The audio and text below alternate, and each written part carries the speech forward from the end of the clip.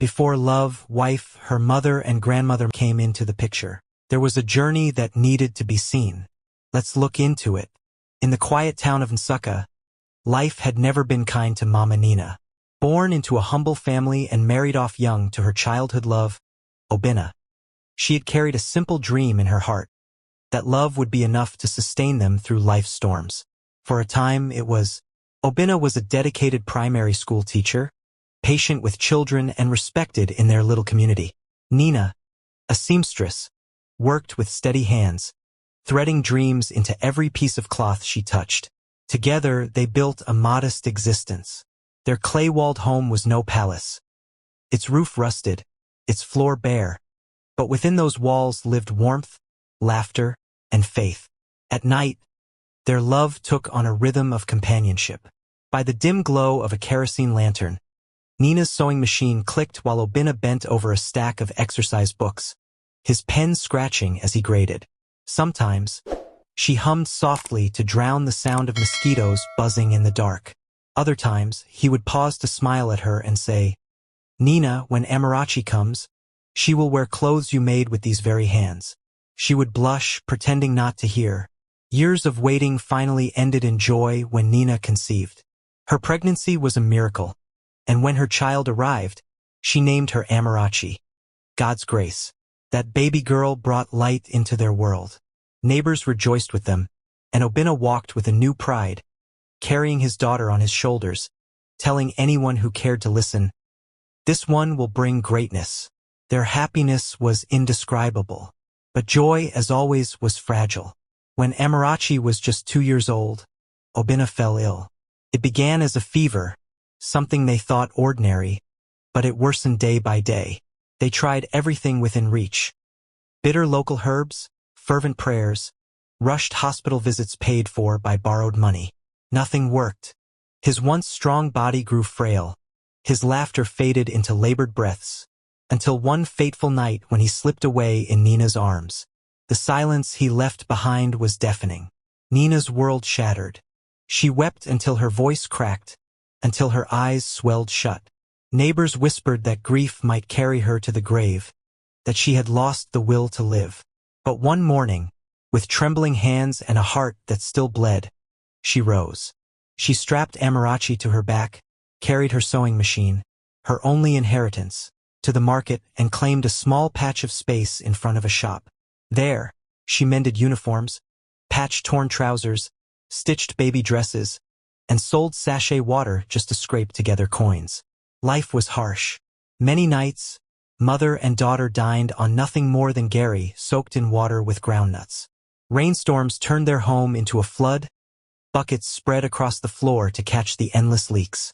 Yet, through it all, Nina shielded Amarachi with love. She told her folktales by lantern light, sang her lullabies that spoke of hope, and prayed over her head each night. She had no gold to pass down, but she gave her child something richer: confidence, discipline, and a spirit that refused to bend. When Amarachi turned 10, Nina made her greatest sacrifice yet. She sold her most treasured wrapper and the last piece of jewelry Obinna had ever given her, a gold chain, just to buy textbooks and a new school uniform. People mocked her. Why waste money on a girl's education? Tomorrow she will marry, and all this will be for nothing. But Nina's response never wavered. This child will wipe my tears. If books will make her fly, let her fly.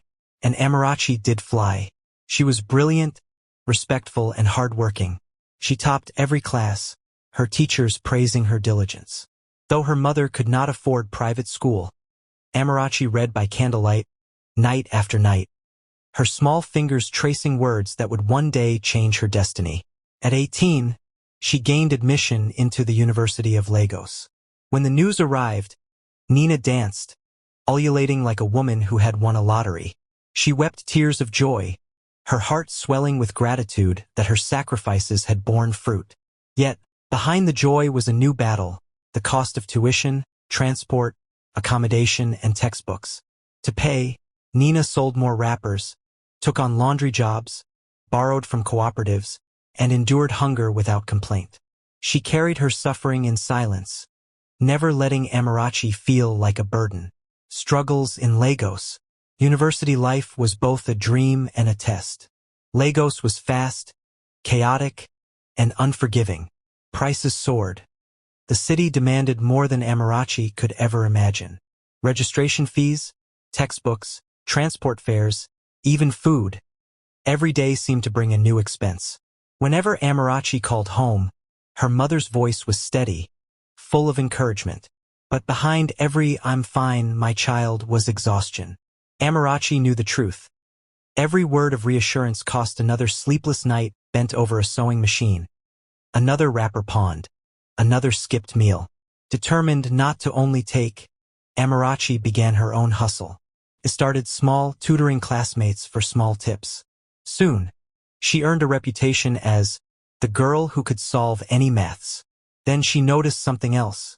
Many girls struggled with chores. She expanded into washing and ironing clothes, even cleaning rooms. The insults came quickly. Some sneered, "Fine girl washing panties for chicken change." But Amarachi stood firm. She remembered Mama's words, "A child that is humble won't go to bed hungry." By her second year, Amarachi was not only the smartest in her class but also the most dependable. She helped classmates register for courses, shared her food when they were broke, and still never missed a lecture. Her clothes were old, but her head remained high. At night, she sometimes cried in silence, pressing her pillow to her face. But in the stillness she always heard her mother's voice. Suffering doesn't kill, it makes you stronger. And Lagos did make her stronger. Every hunger pang, every insult, every night of struggle was molding Amarachi into something unbreakable. She did not yet know it, but she was being forged into a lioness, one prepared to face storms greater than examinations. A new curiosity. By her third year, Amarachi was no longer the timid girl who had arrived from Nsukka.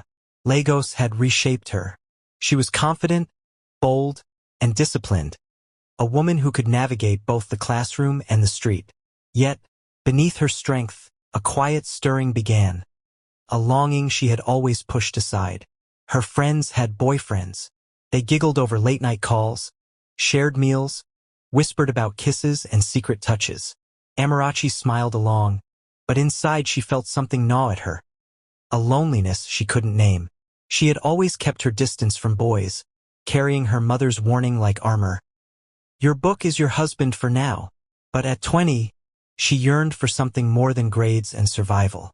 She wanted affection, companionship, a pair of arms around her at night. Someone to see her not as the girl who washed and ironed for others, but as a woman deserving of tenderness. Someone who would look past the hustler and see Amarachi, the girl who once read by candlelight, the child of sacrifice, the daughter of God's grace. The beginning of love. That someone came in the form of Toby. Unlike the loud, boastful boys who filled the university campus with swagger and empty promises, Toby was different. He was quiet, almost shy, yet his silence was never empty.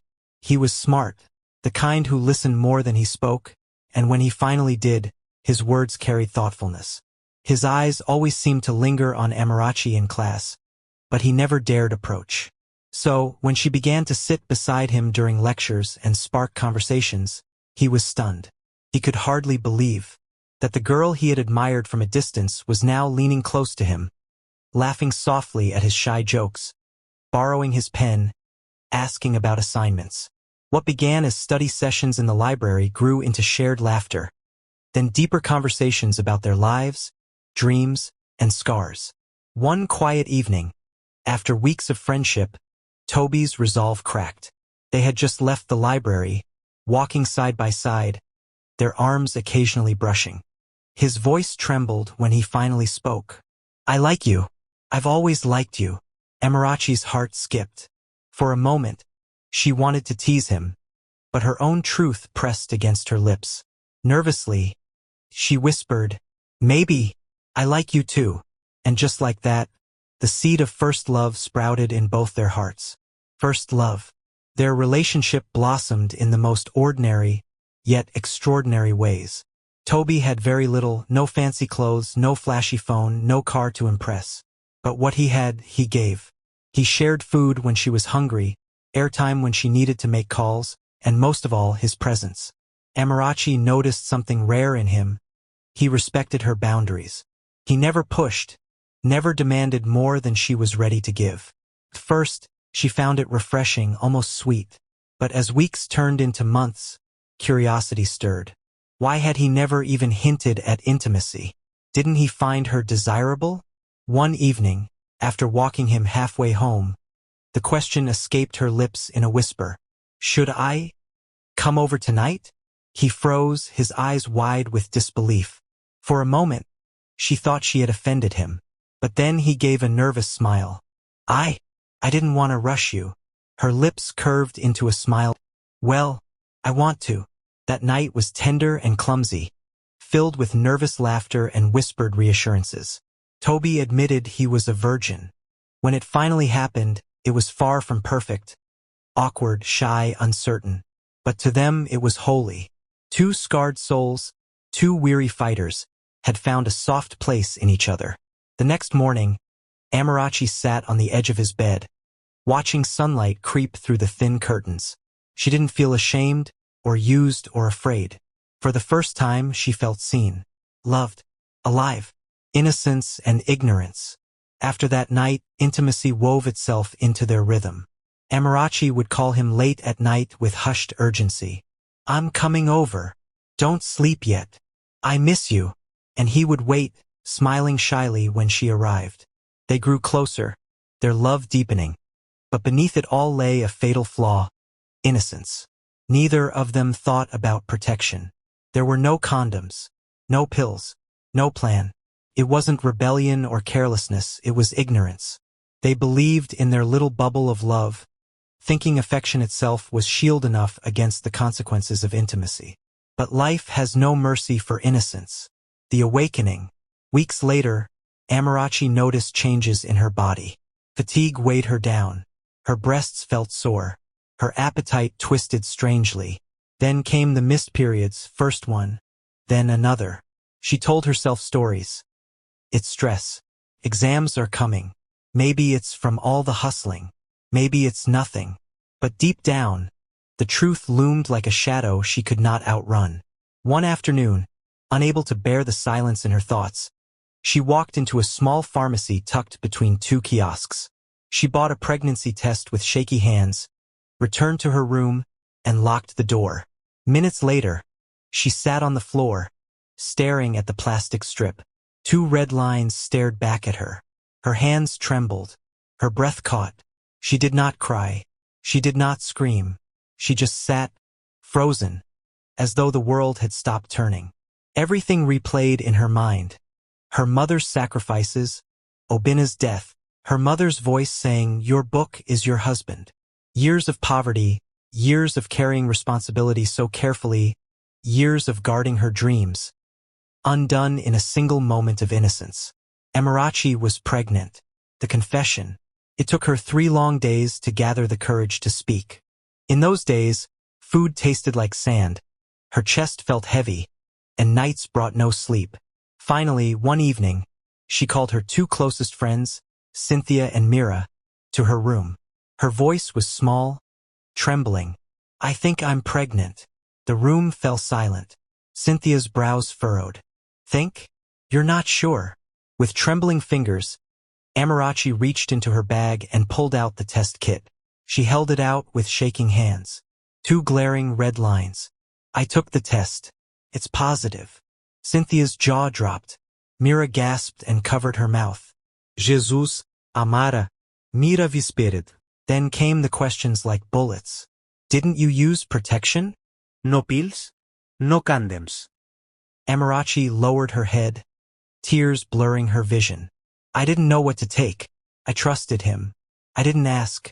I didn't want to look ignorant." Cynthia began pacing, anger and frustration bursting out. "Amara, this is not secondary school. This is real life. You mean you've been doing it raw all this time?" Amarachi broke. Her tears spilled freely, and her voice cracked. "I didn't know. I didn't know." Silence followed, thick and heavy. Finally, Cynthia sighed, her tone softening. You know we love you. We're not judging you. But this is serious. You've made a huge mistake. Now we need to figure out what comes next. Amarachi choked on her greatest fear. I don't want to disappoint my mum. She has suffered too much for me. Mira reached across, taking her hand. Then we'll think carefully. But promise us something, no more silence. No more shame. If you don't understand, you ask. We'll walk with you. That night, the three of them stayed together. They whispered, they cried, they argued about possibilities. And when dawn broke, Amarachi was still terrified. But at least she was not alone. Telling Toby. The next morning, Amarachi sat staring at her phone. Her thumb hovered over Toby's number. Her heart pounded so loudly she thought she could hear it echoing. When he finally answered, his voice was cheerful, warm. Hey babe, what's up? Her own voice cracked. Toby, there's something I need to tell you. It's important. A pause.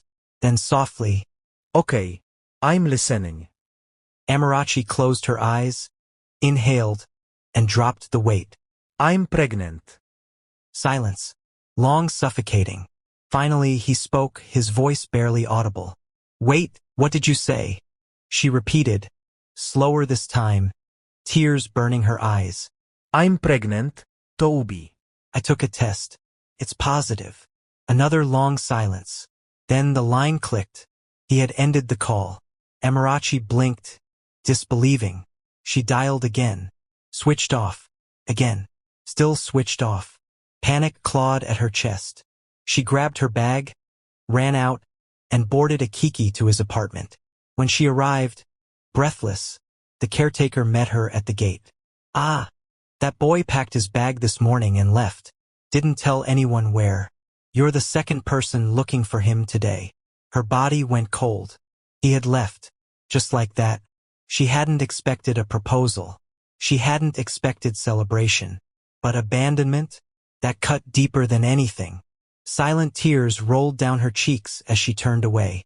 For the first time in her life, Amarachi felt utterly, devastatingly alone. Back home, unable to face the whispers of her classmates or the suffocating silence of her room, Amarachi packed a small bag and boarded a night bus to Nsuka.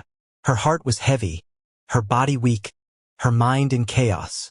When she arrived at dawn, Mama Nina was in the backyard peeling yam. She looked up in surprise. Amara? My daughter? What are you doing here without calling? What happened? The words barely left her lips before Amarachi collapsed to her knees, sobbing uncontrollably.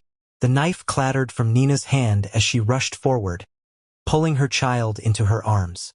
No questions. No judgment. Just the fierce embrace of a mother who knew her child was breaking. That night, Mama said nothing. She simply served her rice and stew, sat quietly as Amarachi forced spoonfuls down, and later guided her to her childhood bed. She tucked her in like she was still 10 years old, then sat silently by her side until her sobs softened into sleep. In that silence, Amarachi felt the only thing she had left, her mother's love, the truth. By morning, Amarachi tied a faded wrapper around her waist and shuffled into the kitchen. Her steps were slow, her face drawn. Mama Nina, already sitting on a low stool peeling yam, studied her quietly. She noticed everything. The puff beneath her daughter's eyes, the way her wrapper hung differently over her waist, the heaviness in her movements. A mother always knows. For a long while, the only sound was the scrape of the knife against the yam skin and the bubbling of the pot on the fire. Then, in a voice soft but piercing, Mama asked, Amara, how many weeks late are you? The knife slipped from Amarachi's fingers and clattered against the tray. Her throat tightened. She turned, eyes wide with unshed tears. Mama, her voice cracked. That's why I came home. I made a mistake. I don't know what to do. I'm pregnant. The words hung in the smoky kitchen air like thunder. Mama set the knife down carefully, her movements deliberate, as though the truth might shatter if touched too quickly. She lowered herself onto a stool, her face blank, her hands heavy on her lap. Amarachi dropped to her knees before her, weeping. I'm sorry, Mama. He left me. He didn't even say goodbye. I don't know what to do. I'm so sorry. For a moment, Mama just stared at her. Her breathing slow, her shoulders rising and falling. Then she sighed deeply, the sound carrying years of buried sorrow. You've already done it, she said quietly. There's no taking it back now. Her hand reached out, rough and calloused from years at the sewing machine, and rested on her daughter's trembling shoulder. I was your age when I carried you. I had no one to cry to, no one to help me. When your father died, I raised you with my bare hands. Do you think I had a choice? No, I only had strength. Amarachi's sobs deepened. Her forehead pressed to her mother's knee. Yes, you made a mistake, Mama continued, her voice firm but not unkind. But it is not the end. Life doesn't end because of one stumble. If I could raise you alone, then you too will stand. It will be hard, Amara. It will be shameful at first. But strength is only born in fire. Then, softening, she pulled her daughter into her arms, rocking her like a child again. You are my daughter. This child is my grandchild. And you will not face this alone. A new resolve. Later that afternoon, beneath the broad mango tree where neighbors often came to rest, Mama peeled an orange slowly. Her voice was calm, steady, carrying the authority of someone who had made up her mind. You will keep this baby, Amarachi, she said firmly. After you give birth, you will return to school. This child will stay with me. Don't worry. I will raise him or her. That is my joy. Amarachi blinked in shock. Mama, you'll do that for me? A small smile tugged at Mama's lips. Her lined face softened. Do you know how lonely this compound has been? Do you know how many nights I sit by myself, wishing for the sound of a child's laughter again? Even a baby's cry will fill this house with life. You must finish your studies. That's what matters now. Tears of relief poured down Amarachi's cheeks as she threw her arms around her mother.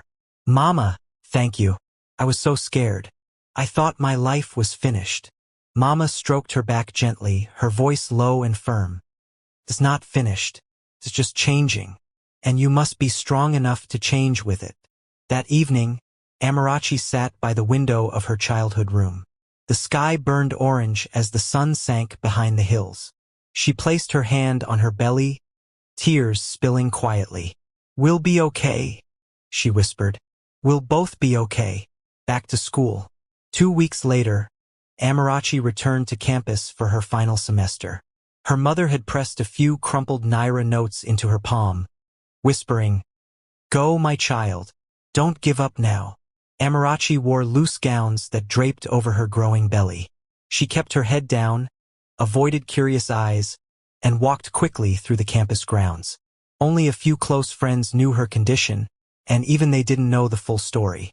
But whispers followed her everywhere. Pity in some eyes, judgment in others. Some people laughed behind her back. Others muttered, So she too has fallen. Amarachi kept moving. She woke early, studied late, and forced her weary body through every lecture. When her feet swelled, she wrapped them with cloth. When the headaches came, she pressed her palms against her temples and endured. By the time her last exam ended, her stomach was heavy and her back ached constantly. Climbing the staircase to the exam hall had been torture, but she had done it. She was finished with school.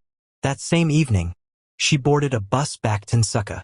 When Mama opened the door and saw her daughter standing there, she didn't ask for results or details.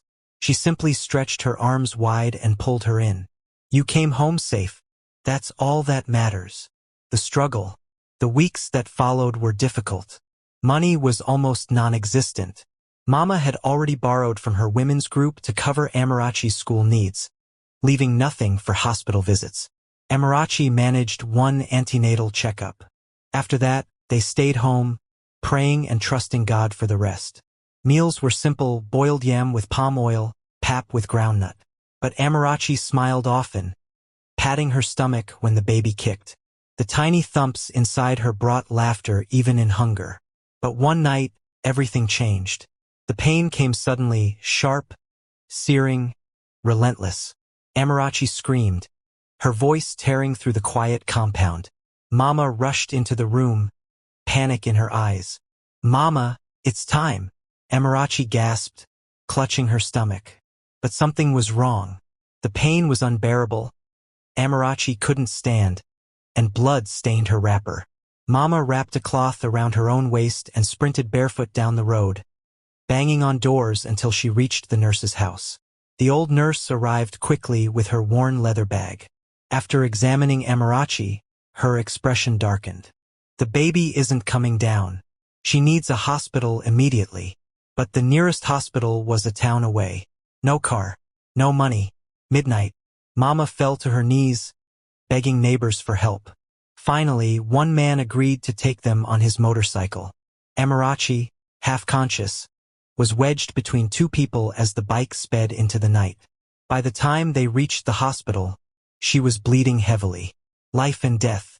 The nurses rushed her into the ward. The air was thick with urgency. The baby was too large. Amarachi had lost too much blood. Outside, Mama Nina fell to her knees beneath the moonlight, her rosary clutched tight. "God, you gave me one child. Please don't take her. Don't leave me empty. Please, God, save her." Hours passed like years. Finally, a nurse emerged, her face weary but relieved. "She's alive, and so is the baby." Mama collapsed on the ground, sobbing. "Thank you, God, thank you." The doctors explained Amarachi had needed an emergency cesarean. Any further delay, and both mother and child would have been lost. Inside, Amarachi lay pale but breathing. Beside her, in a small cot, was a chubby baby girl weighing 5.1 kilograms. Amarachi's lips trembled as she whispered, "Mama." She made it. Mama kissed her forehead, tears streaming. "You both made it." She lifted the baby and whispered, "Your name will be Alyomachukwu, the work of God." But Amarachi was slipping, her lips pale, her breath shallow. The bleeding hadn't stopped. The doctor approached urgently. "We need to transfuse her. Her blood type is O-negative. We don't have it here. We've sent for it from the general hospital. Please pray." The wait was agony. 2 hours later, the blood arrived. They began the transfusion. Minutes later, alarms blared. Amarachi's body convulsed. Her pulse spiked. Her eyes rolled back. "Doctor, she's going into shock." The room filled with frantic voices, machines, and desperate hands. Then silence. The doctor stepped out, head bowed. I'm sorry, Ma. She didn't make it." Mama collapsed, a scream tearing from her chest. "Amarachi, my only child. You promised to care for me in old age. You left me. You left your baby." Inside the ward, her newborn lay quietly in the cot, unaware she had just lost her mother. A new beginning in grief. Amarachi was buried in a simple ceremony. No coffin of grandeur, no marble grave. Just a mound of red earth, tears, and silence. Her university friends wept bitterly, unable to believe the strong, brilliant girl they had admired was gone. The baby was named Alyomachukwu, but Mama gave her another name too, Nena, after her late daughter. She whispered it with reverence, believing her daughter's spirit had returned through the child. From that day, Mama transformed. She tied her headscarf tighter, straightened her back, and carried the baby on her own. She was no longer just a grieving mother. She was a grandmother with a mission, raising Alyoma. From dawn to dusk, Mama poured herself into the baby. She cooked, bathed her, sang lullabies. She whispered prayers over her soft head each night. Neighbors often stopped by and heard the child's laughter ringing through the compound. They smiled, shaking their heads. That child is her grandmother's copy. Alyoma grew up thinking Mama was her mother. It wasn't deception, it was survival. When the time was right, Mama sat her down, her voice tender. "You're a real mummy, Amarachi. She loved you more than life itself. But she went to heaven the day you were born. I am your grandmother. But it's okay if you call me Mummy. I need someone to call me that too." At 4 years old, Alyoma whispered shyly, "Mummy." Mama's heart broke and healed at once. She hugged her tightly, tears streaming. From that moment, She wore the name proudly. She sold vegetables at the market, carried Alyama to school, clasping her small hand like treasure. Teachers marveled at the child's brilliance. Mama only smiled quietly and thought, yes, just like her mother. At night, when Alyama woke from bad dreams, Mama rocked her in her arms, humming the same lullaby she once sang to Amarachi. My good child, go in peace. Mummy is here with you. Alyama grew not in riches, but in love and wisdom. And though grief never left Mama's heart, every time the little girl called her Mummy, she felt life had given her a second chance, breaking the pattern. When Alyama reached adolescence, Mama began to notice the little changes. The way her granddaughter tied wrappers higher around her chest. The way she washed certain clothes separately and dried them discreetly in the corner. The way her steps grew taller, her body softer, her voice heavier. Mama didn't wait for silence to teach her child mistakes. She remembered all too well the price of ignorance. One breezy Sunday evening, as the golden light of dusk filtered through the raffia blinds, she called Alyama into her room. The old wooden wardrobe creaked as Mama opened it, pulling out a small cloth bag she had hidden carefully. Alyama, sit down, she said, her voice firm but kind. You're growing into a woman now. We must talk. Alyama sat on the edge of the bed, her eyes wide with curiosity. Mama opened the bag and placed its contents on the bedspread. Packs of sanitary pads, neatly folded new underwear, and a small, well-worn booklet. When I was your age, Mama began slowly, her gaze fixed on her granddaughter. I didn't know much. My mother never taught me. I learned through shame, through pain. I made mistakes. And your mother too, Amarachi.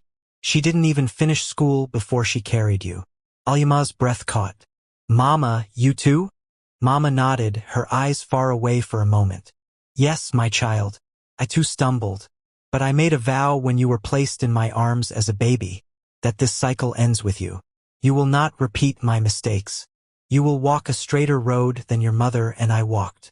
Her voice grew sharper, carrying the weight of warning. Listen to me, Alyama. Boys will come. They will smile, say sweet words, promise you the sky, offer you gifts. But those things fade.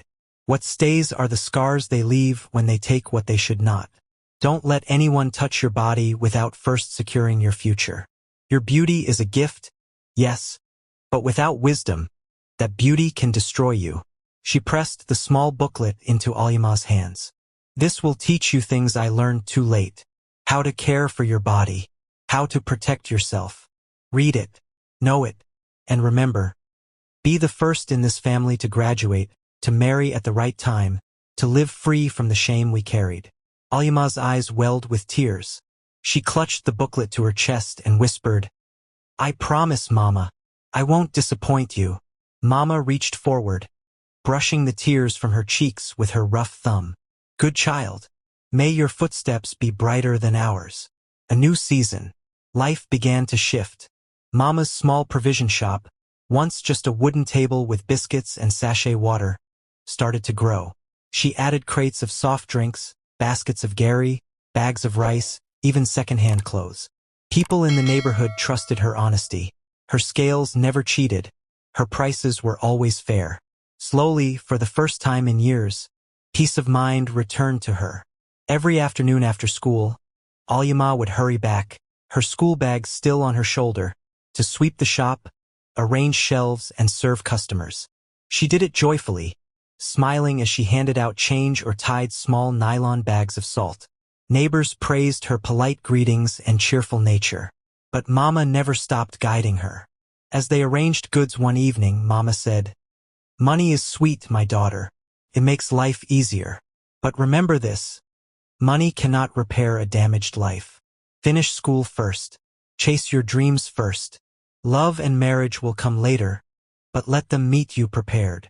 Alyama nodded earnestly, storing her grandmother's words deep in her heart. She had learned to carry her mother's story not as a chain of shame, but as a guiding warning. Chibuzo. It was during this new season that a man appeared. Chibuzo. He was in his mid-30s, tall, dark-skinned, always neatly dressed with a trimmed beard and soft, careful voice.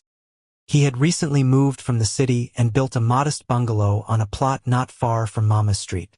At first, he came casually, one evening for detergent and Maggi cubes, the next day for soap and matches, the day after biscuits and chewing gum. His visits soon became a pattern, always in the evening when Alyama was back from school and behind the counter. Mama noticed. She always noticed. One evening, she teased lightly as she packed his change. "Chibuzo, are you cooking 10 times a day? You've been here every evening, oh."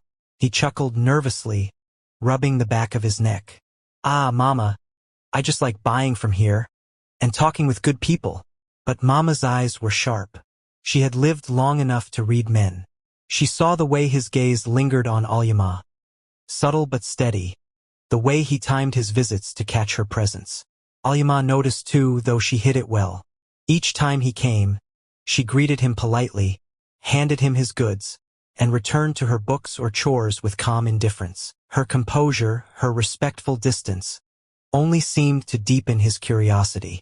Then one evening, unable to help himself, Chibuzo asked, "Alyama, how old are you?" She looked him squarely in the eyes and answered quietly, but with weight, "I'll be 17 in 3 months." The air shifted. Chibuzo blinked, stunned. Her composure, her beauty, her maturity. Everything had made him assume she was older, perhaps already in her 20s.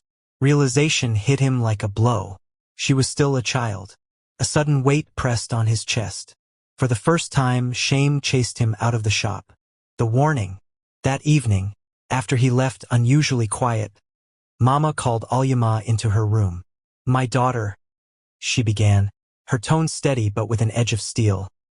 "You see that man who comes here every evening, buying small nonsense?" Alyama chuckled softly, lowering her gaze. "Yes, Mama. I've been watching you. You've been wise not to entertain him. But hear me now. Men like that, no matter how polished they look, can destroy a girl's future if she's not careful." "I know, Mama," Alyama said quietly. "He asked my age today. When I told him, he looked shocked. I think he won't bother me again." Mama nodded, satisfied. "Good. Let him know you are still a child. Let him know you are not ready. Your mother fell too early. You will not. We have carried enough shame in this family. You will not add to it." From that day on, Chibuzo's visits changed. He still stopped by occasionally, but now with restraint. He greeted politely, bought only what he truly needed, and left quickly. The lingering looks faded, and Mama, watching closely from her seat behind the counter, whispered a silent prayer of thanks. "God, may this girl never walk the road her mother walked." His admiration. Chibuzo's admiration slowly shifted. At first, it had been the simple spark of attraction, a young girl's beauty catching his eye. But with time, that spark grew into something steadier. He saw how Alyama carried herself, always modest, never boastful. He saw her discipline, her diligence in helping Mama at the shop, her respect toward elders, her quiet maturity that seemed older than her years. Soon, his thoughts of her were not filled only with admiration of her face or figure, but with respect. Respect for the way she ignored gossip. Respect for the way she poured herself into her studies. Respect for the way she honored Mama, who had raised her with not just love, but with vision. And Alyama? She noticed his presence, but she remained focused. On her books, on her dreams, on the sacred wisdom Mama had pressed into her heart again and again. Your future first. Love will come later. Let it meet you prepared. The proposal.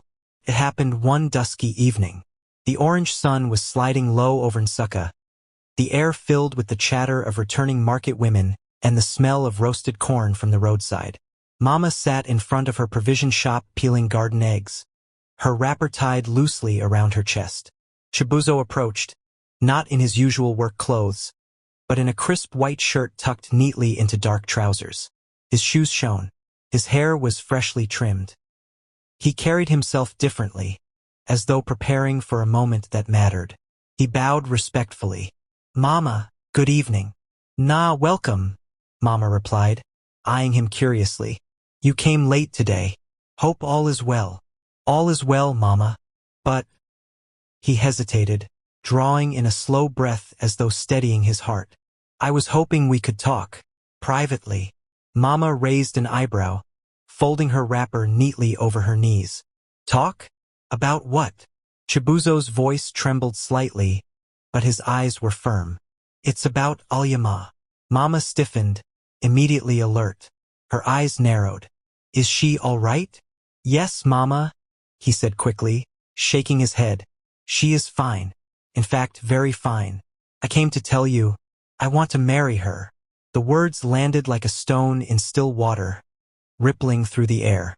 Mama blinked once, twice, her hands frozen on the garden egg knife. You want to what? I want to marry Alyama, Chibuzo repeated, this time with quiet confidence. I have thought about it carefully. She is respectful, hardworking, well-raised. That is the kind of woman I want as my wife. I know she is young, but I'm not here to deceive anyone. I am ready to come properly, the way tradition demands, and wait until the time is right. For a long moment, Mama simply studied him. He stood tall, yet humble. His words were not careless like those of boys who whispered in corners. They were deliberate, measured, bold. He was decent, respectful, and brave. Still, in her heart, a war raged. This girl was her treasure. Amarachi's only gift to her. Could she hand her over? At last, she spoke, her voice low. You surprised me, Chibuzo. Not because you want her.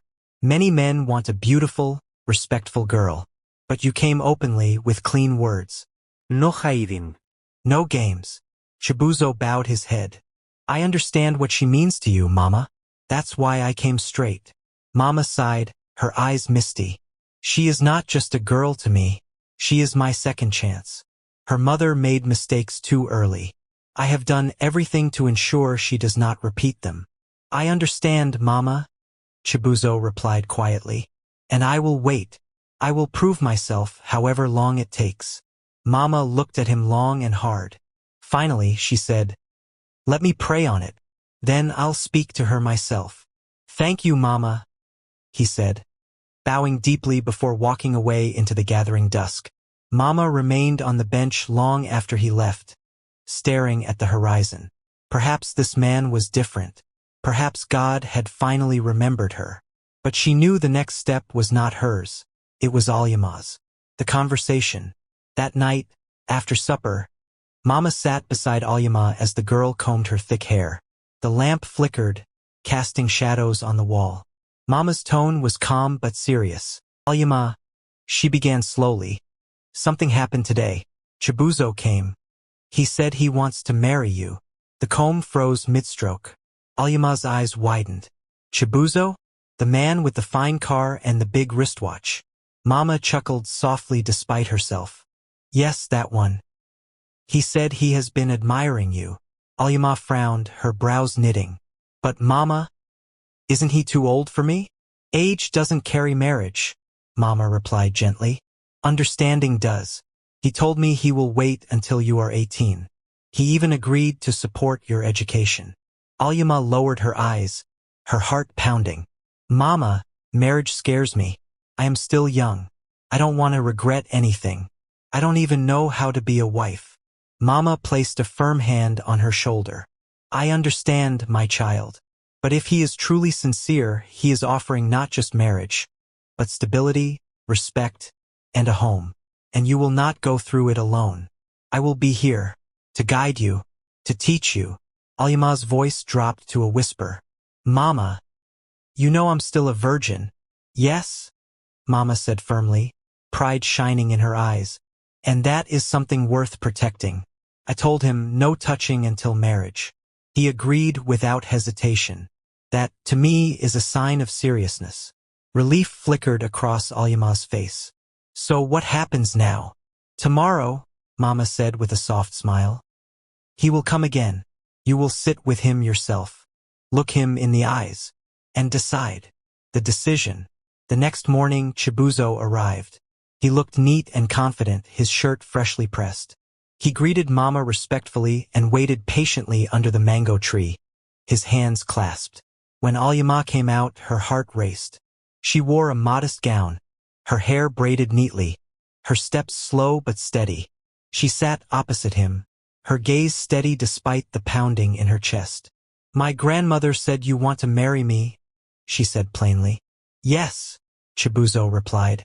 "I do. I am not yet 18. I am still in school. I am not ready to be anyone's wife now. But I respect your honesty." "I will wait," Chibuzo said quickly. "And I will support you. I promise." Alyama studied him for a long moment, then spoke firmly. "If this is serious, you will handle my school fees. You will wait until marriage before anything intimate. And you will give me time." No rushing. Chibuzo nodded firmly. Agreed. Every word. "Then," she said softly, "go and do it properly. Meet Mama. Meet my people. Let them see you mean it." Chibuzo rose, gratitude shining in his eyes. "I will. Thank you, Alyama." From the doorway, Mama Nena watched, tears brimming. Amarachi never reached the altar.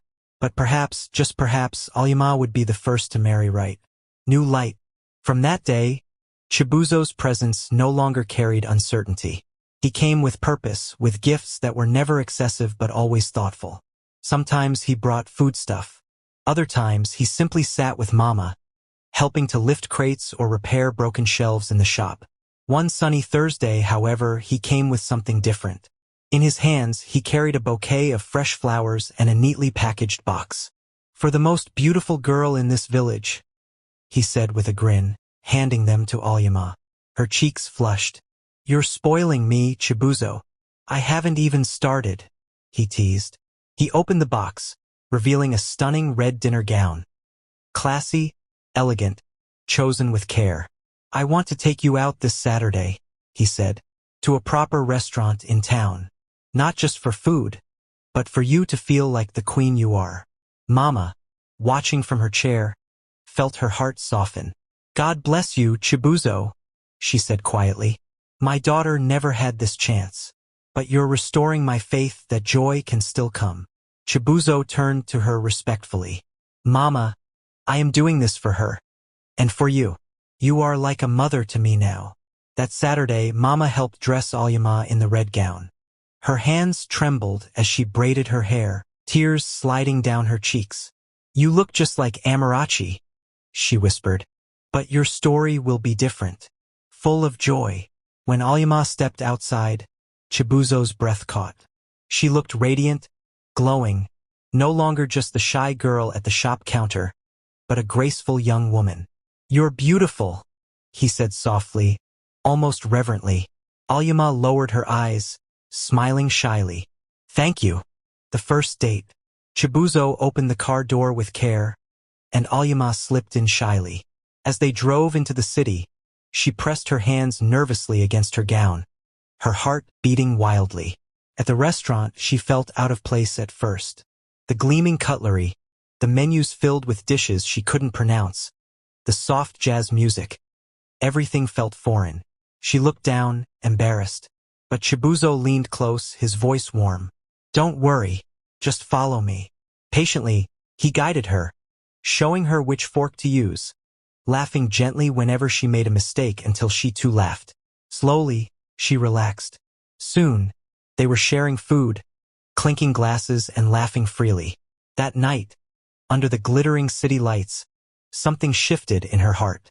For the first time, Alyama felt she wasn't just a granddaughter or a survivor of her mother's story. She was a young woman being loved, genuinely. When she returned home, Mama was waiting on the veranda, her hands clasped.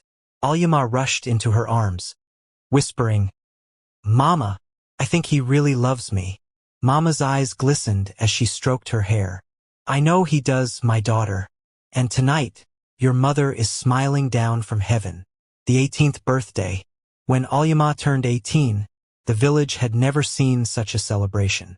Chibuzo planned it all. A feast so grand it felt like a wedding. White tents rose in the compound, golden chairs glimmered under fairy lights, and the aroma of jollof rice, peppered goat meat, and fried fish filled the air. Drummers beat joy into the night. Women danced with wrappers tied tight around their waists, and children laughed as they chased balloons. Mama Nena, radiant in her finest lace and tall geli, watched with pride as her granddaughter stepped out in a stunning emerald gown. Alyima's beauty had blossomed, her smile dazzling, her skin glowing with the confidence of womanhood. And, of course, her eyes found Chibuzo. After the birthday song and the cutting of the towering cake, Chibuzo took the microphone. The music faded. The crowd hushed. "Ladies and gentlemen," he began, his voice steady but full of feeling. "Today is not just Alyima's birthday. It is the day the girl I love becomes a woman. And I want to spend my life with her." Gasps rippled through the crowd. Alyima froze, her breath caught. Chibuzo knelt, pulling a small velvet box from his pocket. "Alyima," he said, his voice breaking with emotion. "Will you marry me?" Tears filled her eyes. Her hand flew to her mouth. Then, trembling, she whispered, "Yes." The compound erupted in cheers, clapping, ululations. Some wept openly. Mama Nena fell to her knees, her hands lifted toward the heavens. "Amarachi!" she cried, tears running freely. "Your child is being honored. What you didn't enjoy, she is receiving double." That night, under a canopy of stars, Alyima was no longer just a girl admired. She became a bride-to-be, her story unfolding as a tale of love, redemption, and new beginnings. The wedding, the months that followed were filled with bustling preparations. Word spread quickly through the village. Alyima, the granddaughter of Mama Nena, had found love in a way that was both honorable and grand. Families whispered, neighbors gossiped, and women sang Mama's praises. Chibuzo's people came properly, carrying wine, cola nuts, and yam tubers in baskets so heavy they needed 3 men each to lift them. The bride price list, long and daunting, was settled without quarrel or delay. Chibuzo's family moved with humility and generosity, and the elders marveled. "This man respects tradition," they murmured. "He values his bride." In the weeks leading to the wedding, village women would often stop by Mama's shop. Some helped her weave new mats, others gave wrappers for Alyima's trousseau. Mama Nena, once the subject of pity, now walked the streets with her head held high. On the wedding day itself, the ceremony was grand beyond imagination. The church was filled to overflowing, with choirs singing, trumpets blaring, and women dancing in colorful wrappers. Outside, canopies lined the compound. White and gold chairs sparkled under the afternoon sun. Laughter filled the air, drums rolled, dancers stomped their feet, and plates of steaming jollof, spicy goat meat, fried fish, and cool drinks passed endlessly through eager hands.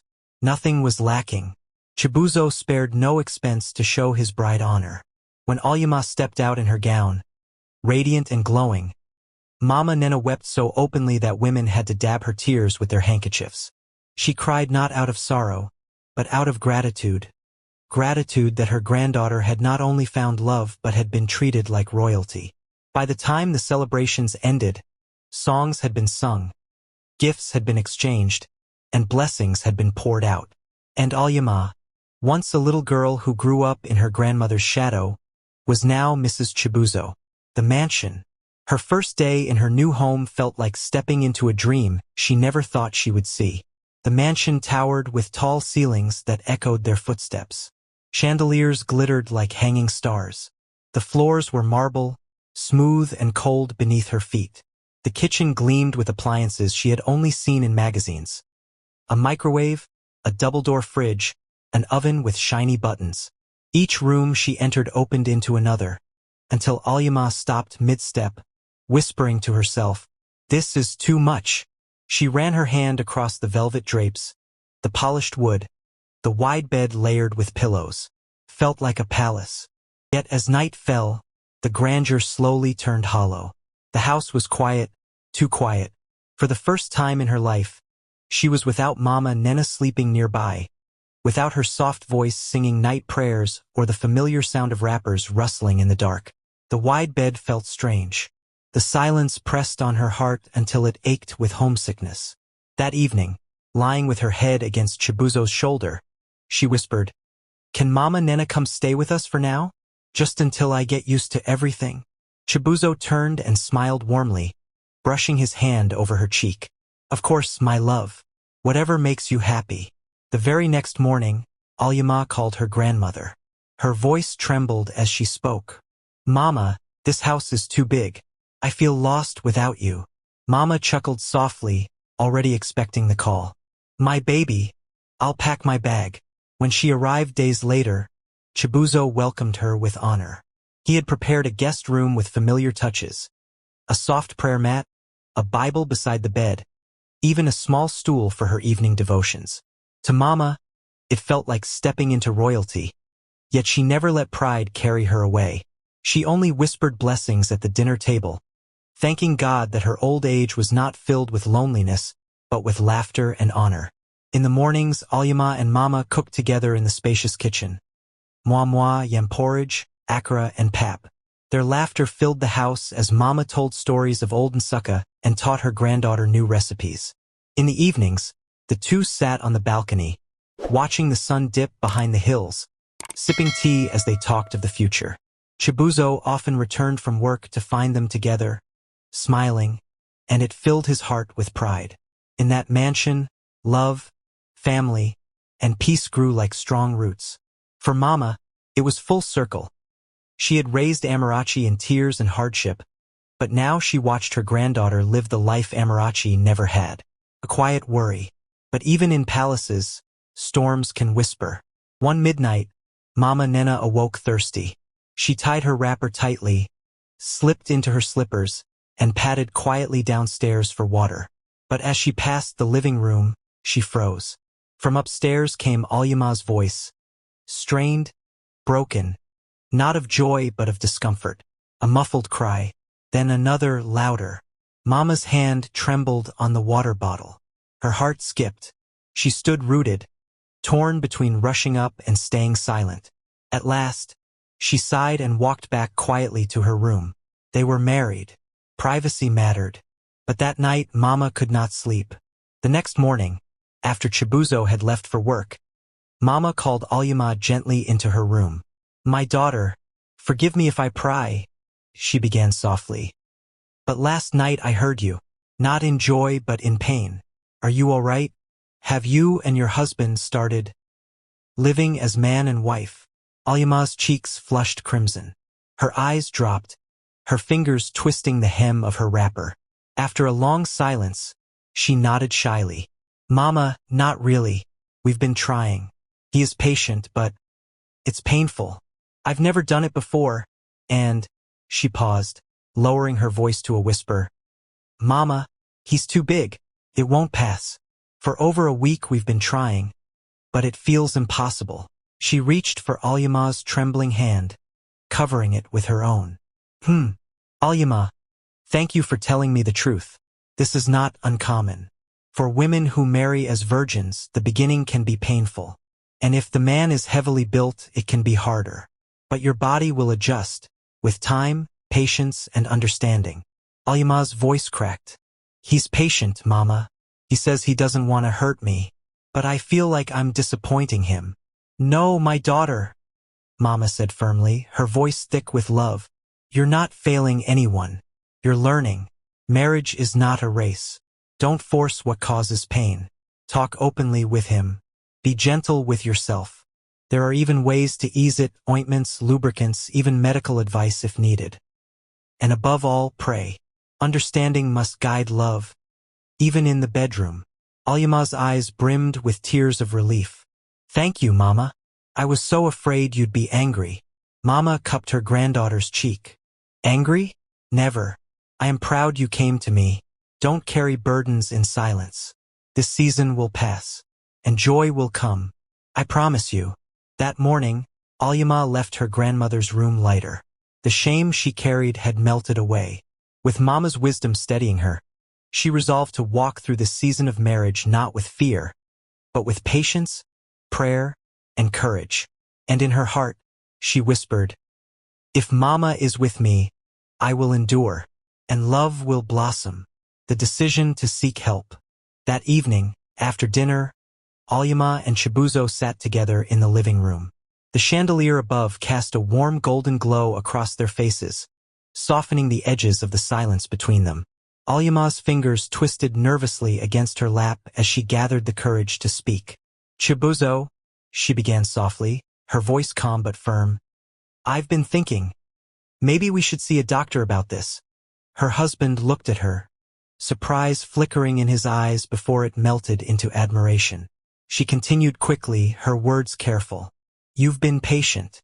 I see how much you try not to pressure me, and I appreciate you. But the pain hasn't gone away. Instead of forcing it, maybe a doctor can help guide us." For a moment he simply held her gaze. Then he reached for her hand, squeezing it gently. "Yes," he said, nodding without hesitation. "You're right. I've been thinking the same thing, but I didn't want you to feel I was pushing. We'll go tomorrow, first thing in the morning." And he meant it. The clinic visit. The next day, Chibuzo took time off work and drove Alyama to a private women's clinic in the city. The waiting room smelled faintly of antiseptic, but the walls were painted in pastel colors, and soft gospel music played quietly in the background. It felt safe. The doctor who welcomed them was a middle-aged woman with kind eyes and a calm, steady voice. She shook Alyama's hand firmly and looked her in the eye, as though to say, "You are not alone." At first, Alyama was shy. Her words came out haltingly, her eyes lowered, but the doctor's warmth melted the fear away. She listened carefully, asked gentle questions, and after a brief examination, gave a reassuring smile. "This is not unusual at all," she explained. "Many young wives, especially those who marry as virgins, experience this kind of difficulty. It takes time, relaxation, trust, and patience. But since the pain is persistent, I'll recommend something to help." She handed Alyama a small tube of cream. "This will numb the nerves for a short while so you won't feel sharp pain. Use just a little only when you're ready. And remember, take your time. No rushing." For the first time in days, Alyama felt hope rising inside her chest. The first attempt after. That evening, after a quiet meal, Alyama sat in their bedroom holding the cream in her hand. Her heart beat so fast she could hear it in her ears, but her face remained composed. She called softly, "Chibuzo." He looked up from where he sat near the edge of the bed. "I want us to try again," she said, lifting the tube slightly. "With this." He searched her eyes carefully. "Only if you're ready." She nodded. "I'm ready." She slipped into the bathroom, applied a small amount as instructed, and waited a few minutes before returning. She wore a soft, simple gown, her hair loose, her breathing shallow but steady. Chibuzo stood as she entered, his movements slow, his smile gentle. He met her with tenderness, as always. He kissed her forehead first, then her cheek, lingering in closeness. His touch was light, meant to reassure rather than ignite. They lingered in laughter, whispered words of love, and soft embraces before attempting again. The struggle and breakthrough. When he tried once more, it wasn't that different at first. His careful attempt met with resistance, and Alyama winced, gently pushing him back. He stopped immediately, worry in his eyes. But instead of pulling away completely, he tried another approach, his fingers. One first, slow and gentle. To their surprise, it slid in without the sharp agony of before. She tensed, but endured. Then he added a second, moving slowly. This time, her gasp wasn't entirely of pain. "The cream is working," she whispered breathlessly. Encouraged, he massaged gently, patient and kind, helping her body learn to relax. For the first time, her body gave way, even if only slightly. Chibuzo, always cautious, prepared himself further, applying lubricant before trying again. He leaned close, pressing his forehead against hers as if to say, "We are in this together." Slowly, step by step, he eased forward. Alyama gripped the sheets, her body trembling. She could feel the stretching, the tearing sensation, every nerve screaming at once. She pushed him back slightly, but he kissed her hand, whispering, "Just a little more. Only if you can." And then, with a final push, he was in. She gasped loudly, her breath broken, tears springing to her eyes.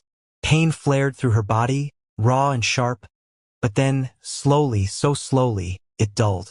The cream and his gentleness worked hand in hand. He stayed still, refusing to move until she gave the slightest nod. Then he began to stroke, gently, carefully. First, it was all discomfort. Alyama clutched at him, half wanting to push him away, half pulling him closer. But then, something shifted. The sharpness softened, and the pain gave way to something new. A flicker of warmth, a trembling wave of pleasure. Her hands, once pressing against his chest, wrapped around his back, holding him tighter. Her quiet whimpers turned into soft moans. And for the first time they found a rhythm. A listener in the hall. Down the hallway, Mama Nena stirred in her room. She had risen for water, but froze when she heard the sounds drifting through the quiet mansion. She stood by her door, her heart caught between emotions. The muffled cries and moans of her granddaughter, so unfamiliar and raw, brought back memories she had buried for decades. She remembered her own youth, her nights with Obinna, long before death turned her bed cold. Her chest rose and fell quickly. It had been over 25 years since she had last felt the weight of a man, the intimacy of flesh. The sounds of Alyama's awakening stirred something she thought had long died inside her. She pressed a hand to her chest, trembling, her breath shallow. But after a long while, she stepped back quietly, closing her door. She would not disturb them. Still, that night she lay awake, her own memories haunting her, her body restless with desires long forgotten. When at last it was over, Alyama and Chibuzo lay side by side in silence. The air was heavy, filled with the faint scent of sweat and something new, something that marked a turning point in their marriage. For a long while neither spoke. They only breathed together, their hearts slowing from the storm. Finally, Chibuzo whispered, his voice low and tender. "Are you okay?" Alyama turned toward him, smiling through tears. Her cheeks were damp, but her eyes glowed softly. "Yes," she whispered, her voice breaking. "It didn't hurt, not like before. I didn't think it would ever happen. But it did." He pulled her close, kissing her forehead gently. "I love you, Alyama, always." And with those words, a new chapter began. One not of fear, but of discovery. A new beginning. That night was more than just the beginning of physical intimacy. It was a sealing of trust, the strengthening of their emotional bond. They had walked through fear and discomfort together, with patience and respect, and it left them both changed. For Alyama, it felt like crossing a threshold. No longer just a bride, but a true wife. For Chibuzo, it was proof that love was not only in words, but in endurance and gentleness. And for Mama Nena, who had stood silently in the shadows of the night, it was a restless awakening. She went back to her room immediately, but her sleep never came. Lying flat on her bed, she stared into the ceiling as memories long buried returned. The sounds she had overheard, the soft cries, the muffled gasps, the rhythm of two becoming one, stirred parts of her soul she had locked away since Obinna's death. 25 years of silence in her own body pressed down on her, making her ache with a longing she could not confess. All night she tossed and turned, her heart torn between gratitude for her granddaughter's blossoming love and a private hunger that left her restless. The morning after. The next morning, the mansion stirred to life with the first rays of dawn. Alyama rose earlier than usual, a glow resting lightly on her face. She was brighter, lighter, and her steps carried a softness Chibuzo immediately noticed as he prepared for work. They had only managed one gentle round the night before, Chibuzo insisting they go slow and give her body time to heal before they tried again. Still, it was enough to leave her spirit radiant. After he left, Alyama tied her wrapper and went into the kitchen where Mama Nena was already peeling yam. She entered with a smile that spoke without words. Mama looked up, catching it instantly. "My daughter," she asked, raising an eyebrow playfully. "What is making you so happy and bright this morning?" Alyama blushed, her smile widening. "Mama, we finally did it." Mama's eyes softened, her knife pausing mid-air. "Ah, so, how was it?" It was painful, Alyama admitted honestly, her voice low. But later, it was a bit okay. He was patient. He said it will get better with time. Mama nodded slowly, returning her gaze to the yam. Yes, it will. With time, your body will open, and the pain will give way to joy. But as she spoke those words of reassurance, something stirred inside her chest. The words she said to Alyama echoed back at her, piercing her own heart. It will get better with time. For her, time had been 25 long years of emptiness. As Alyama helped in the kitchen, Mama's thoughts betrayed her. She imagined what her granddaughter had described. The pain, yes, but then the easing into warmth, the holding, the closeness. She remembered her own youth, how Obina once made her legs tremble, how passion filled their nights before illness stole him away. When Alyama mentioned with shy laughter that Chibuzo was very big down there, Mama's hands shook slightly. Curiosity struck her like a whisper she didn't want to admit. She wanted to see, to know, to remember what it meant to be desired. By the time breakfast was ready, her face was calm again. But inside, her thoughts were not. Fading intimacy. The days turned into weeks, and though their marriage remained warm, a quiet struggle grew. Alyama was not adjusting as quickly as she had hoped. Even with the numbing cream, intimacy was still painful for her, and soon she began avoiding it. When Chibuzo reached for her at night, she would gently push him away, murmuring excuses. Sometimes she agreed, but it was rare, once, maybe twice in a month, and always brief. Her heart loved him deeply, but her body betrayed her with fear and discomfort. Chibuzo tried to endure it with patience. He reminded himself that love was more than the body, that her happiness mattered more than his own need. But desire is not something that vanishes. Slowly, quietly, he began to suffer. Some nights, after failed attempts, he would slip into the bathroom and relieve himself in silence, ashamed but desperate to ease the tension in his body. It was not betrayal, not in his heart, it was survival. He told himself it was better this than forcing her into pain.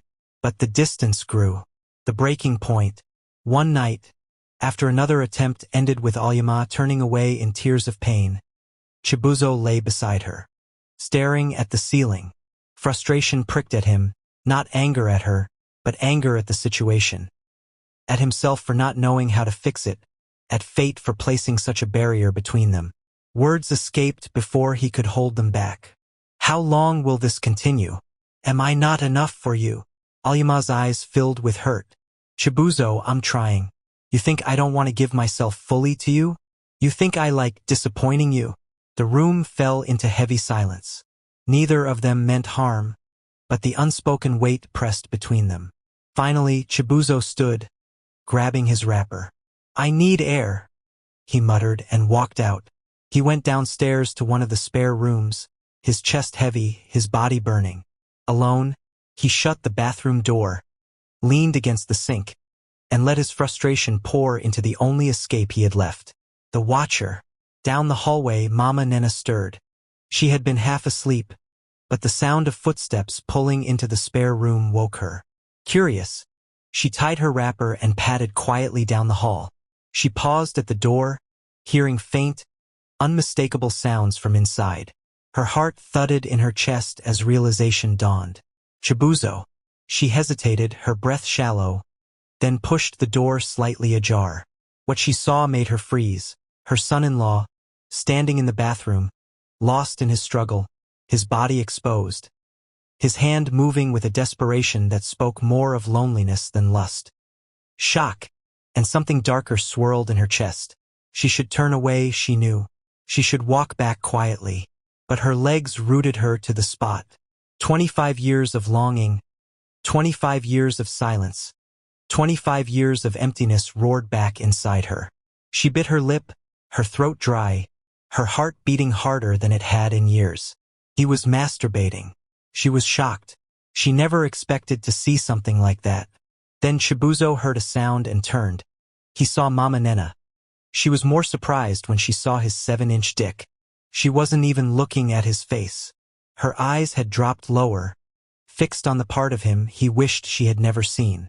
Chibuzo noticed it immediately, the way her gaze lingered too long.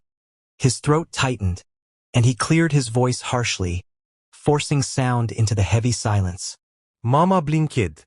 Startled, as though waking from a trance. I'm sorry, she stammered. Her words came out rushed, uneven. I didn't mean to bother you. I was only… She trailed off, then whispered the unthinkable. Do you want some help? The question struck him like a slap. Chibuzo froze, shame and shock flooding him at once. No, he said quickly, his voice breaking. No, absolutely not. He turned away, fumbling for the tap, washing himself in frantic haste as though water could cleanse the moment. Without looking back, he tied his wrapper, pushed past her and left the room. The weight of silence. He walked upstairs in silence, his chest tight, his mind racing. When he entered the bedroom, Aoyama was already asleep, her soft breathing steady in the dim light. Chibuzo stood at the doorway, staring at her, guilt crashing over him in waves. What just happened? He thought. Why didn't I lock the door? Why did I leave it half open like that? He slipped into bed beside his wife, but sleep would not come. All night he replayed it. The stare, the question, the shame. No matter how he turned, he couldn't escape it. Mama Nena's restlessness. Downstairs, Mama Nena remained rooted in the empty room long after he left. 30 minutes passed, maybe more, and she was still there, gripping the edge of the stool, her chest rising and falling in uneven rhythms. Her mind betrayed her, painting forbidden images she tried to chase away. She imagined what it would feel like to be touched again after so many decades of silence, to feel like a woman and not just a grandmother. Memories of Obina, long gone, buried with time, rose to the surface, mingling with the dangerous reality of what she had just witnessed. Her hands trembled, her lips pressed together. Shame burned her cheeks, yet desire gnawed at her. When she finally returned to her room, sleep refused her. She lay on her bed, wide awake, listening to the silence of the mansion. Her ears strained for the sound of footsteps, for the creak of the stairs, for any hint that Chibuzo might go downstairs again. But he didn't. The house remained still, and Mama Nena, with her body restless and her soul heavy, realized with dread that something had been awakened in her. Something she could no longer pretend was dead. The next morning they met in the sitting room. Chibuzo greeted politely, bowing his head in respect. Mama Nena responded warmly, her eyes lingering on him, but his words ended quickly after the greeting. He seemed weighed down, distracted. His shoulders slouched under thoughts he would not voice. He busied himself with his phone, shuffling papers on the table, then excused himself too quickly. Mama's eyes followed him as he left. She sighed. He was hiding something, and she knew it. She wished he would open up more, but he remained quiet, leaving her with only her observations and imagination. Aoyama, the student wife. Meanwhile, Aoyama, still a young bride, remained determined that marriage would not interrupt her education. With Chibuzo's full support, she pressed on with her lectures, assignments, and exams like every other student. It wasn't always easy, balancing house duties, occasional travel to campus, and the new responsibilities of being a wife. But she was never left alone. Chibuzo supported her fully, never once making her feel small because of her age or her still unfinished education. Instead, he encouraged her constantly, often saying, "Your degree is your strength too, Aoyama. Finish what you started. I'll be here with you all the way." At night, after hours of study, she would come home to find warm meals waiting. Sometimes she discovered handwritten notes on her pillow, short words of affirmation. "I'm proud of you. Keep going, my love. You are my crown." On days when she had early lectures, Chibuzo would rise before her, preparing breakfast himself, reminding her gently to stay focused. Their marriage, in many ways, was a true partnership, one even Mama Nena admired deeply. To her, it was redemption. She often sat back quietly, watching the two of them laugh together in the kitchen, or hold hands absent-mindedly in the sitting room, and she whispered thanks to God. The first signs. A year into the marriage, subtle changes began. Alyama complained of fatigue, of unusual nausea, and of a sudden, insatiable craving for Gary with groundnuts. At first, she blamed it on stress, the long journeys, the late nights of study, the responsibilities of balancing two worlds. But when her period delayed, suspicion grew. Quietly, she bought a test. She locked herself in the bathroom, her heart pounding as she waited for the result. When the 2 lines appeared, her legs buckled. She slid down to the floor, clutching the stick in her trembling hands. Tears streamed, not of fear, but of overwhelming joy. She wasn't fully prepared, but love and peace surrounded her. She believed they could handle anything. When she finally told Chibuzo, he didn't speak at once. He pulled her close, kissed her forehead gently, and whispered, his voice thick with emotion, "You've just made me the happiest man alive." A household of joy. News spread through their home like morning sunlight. Mama Nena danced, tears rolling down her cheeks. She clapped her hands, raised her voice, and prayed aloud, "Lord, I thank you. I prayed to see Alyama become a wife and mother, and you have answered me. May your name be praised." From that moment, Alyama became more careful and focused. She attended antenatal appointments diligently, rearranged her school schedule, and learned to rest more. Chibuzo spared no effort. Hiring a part-time house helped so Alyama wouldn't overwork herself, ensuring she ate nutritious meals, buying every supplement the doctor recommended. The shift, but beneath the joy, subtle shifts stirred in the marriage. Alyama, now pregnant, grew extremely cautious. Fear of harming the baby made her avoid intimacy altogether. She adored her husband, but her mind and heart were consumed by the new life growing inside her. Whenever Chibuzo hinted at closeness, she would smile tenderly and say, "Let's wait until the baby is born." He never pressured her. He only nodded, kissed her cheek, and turned away. But inside he wrestled with longing. At night, he lay awake, staring at the ceiling, remembering their early days. Days filled with passion and laughter, when even holding her hand sent fire through his body. Now, lying beside her felt different. He embraced her not as his lover, but as the mother of his child. The ache of distance grew silently. Still, he remained loyal, patient, supportive. A man waiting for spring to return after a long winter. The whisper of temptation. Sometimes, when the silence pressed too heavily, dark thoughts crept into Chibuzo's mind. Alone with himself, he would whisper, "Should I go to her mother? After all, she once offered to help, and I respected my wife." The thought terrified him, shamed him, but it lingered nonetheless. He pushed it down each time, choosing instead to express his love in safer ways. Affectionate notes on Alyama's bedside table, flowers from the market, or her favorite fruits left neatly by her study books. Alyama, touched but distracted, often missed the deeper meaning. Pregnancy left her tired, her mind elsewhere, and the quiet ache in Chibuzo's chest grew. Mama Nena's perception. Living with them, Mama Nena noticed everything. She saw how Chibuzo smiled dutifully but never truly relaxed. She saw his silence at dinner, the heaviness in his eyes even as he nodded at conversations. He carried his frustration quietly, but no man could hide forever. Mama said nothing at first. She knew the strain pregnancy brought into marriages.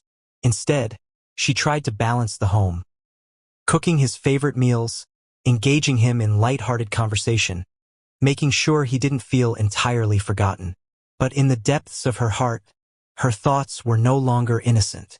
She remembered vividly the night she saw him downstairs. She remembered what she had glimpsed, and it haunted her.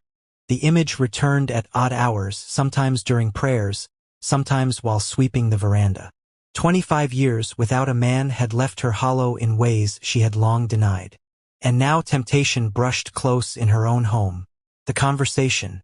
One quiet afternoon, when Alyama was away at her antenatal appointment, Chibuzo sat scrolling through his phone in the sitting room. His mind was restless, skipping from emails to thoughts of his wife, to the gnawing emptiness he had been carrying for months. A knock came at the door. One of the house helps peeked in. "Papa," Mama Nena wants to see you. Chibuzo rose immediately and made his way to her room. He found her in her armchair, glasses on her nose, flipping gently through an old photo album. When she looked up, her face broke into a smile. "Sit, my son," she invited, patting the chair beside her. He sat respectfully. "Mama, you asked for me?" "Yes." She shifted her wrapper, adjusting herself before fixing him with a steady gaze. "How are things between you and Alyama?" He hesitated, then gave a half-smile. "We're okay, Mama." Her eyes narrowed knowingly. "You don't have to pretend. I may be old, but I wasn't born yesterday. I can see the distance, the strain. Tell me, should I be worried?" Chibuzo sighed, his shoulders sagging. "Honestly, Mama, nothing serious. Alyama is just tired most times.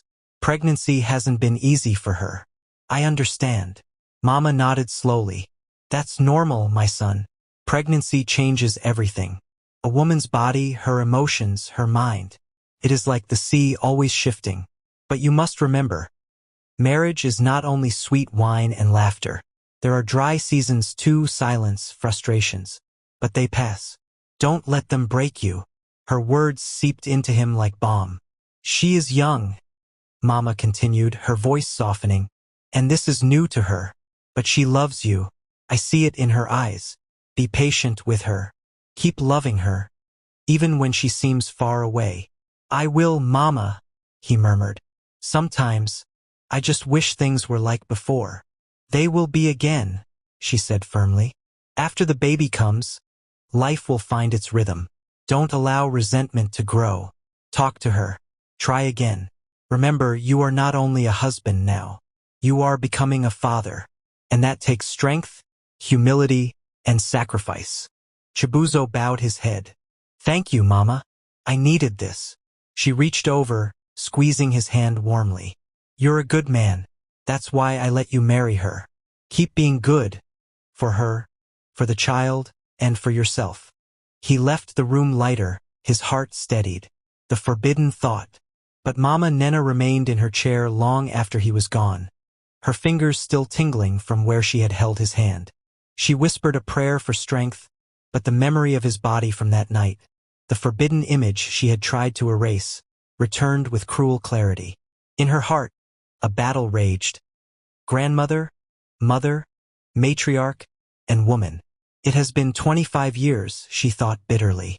25 years since a man touched me. And now, her chest rose and fell.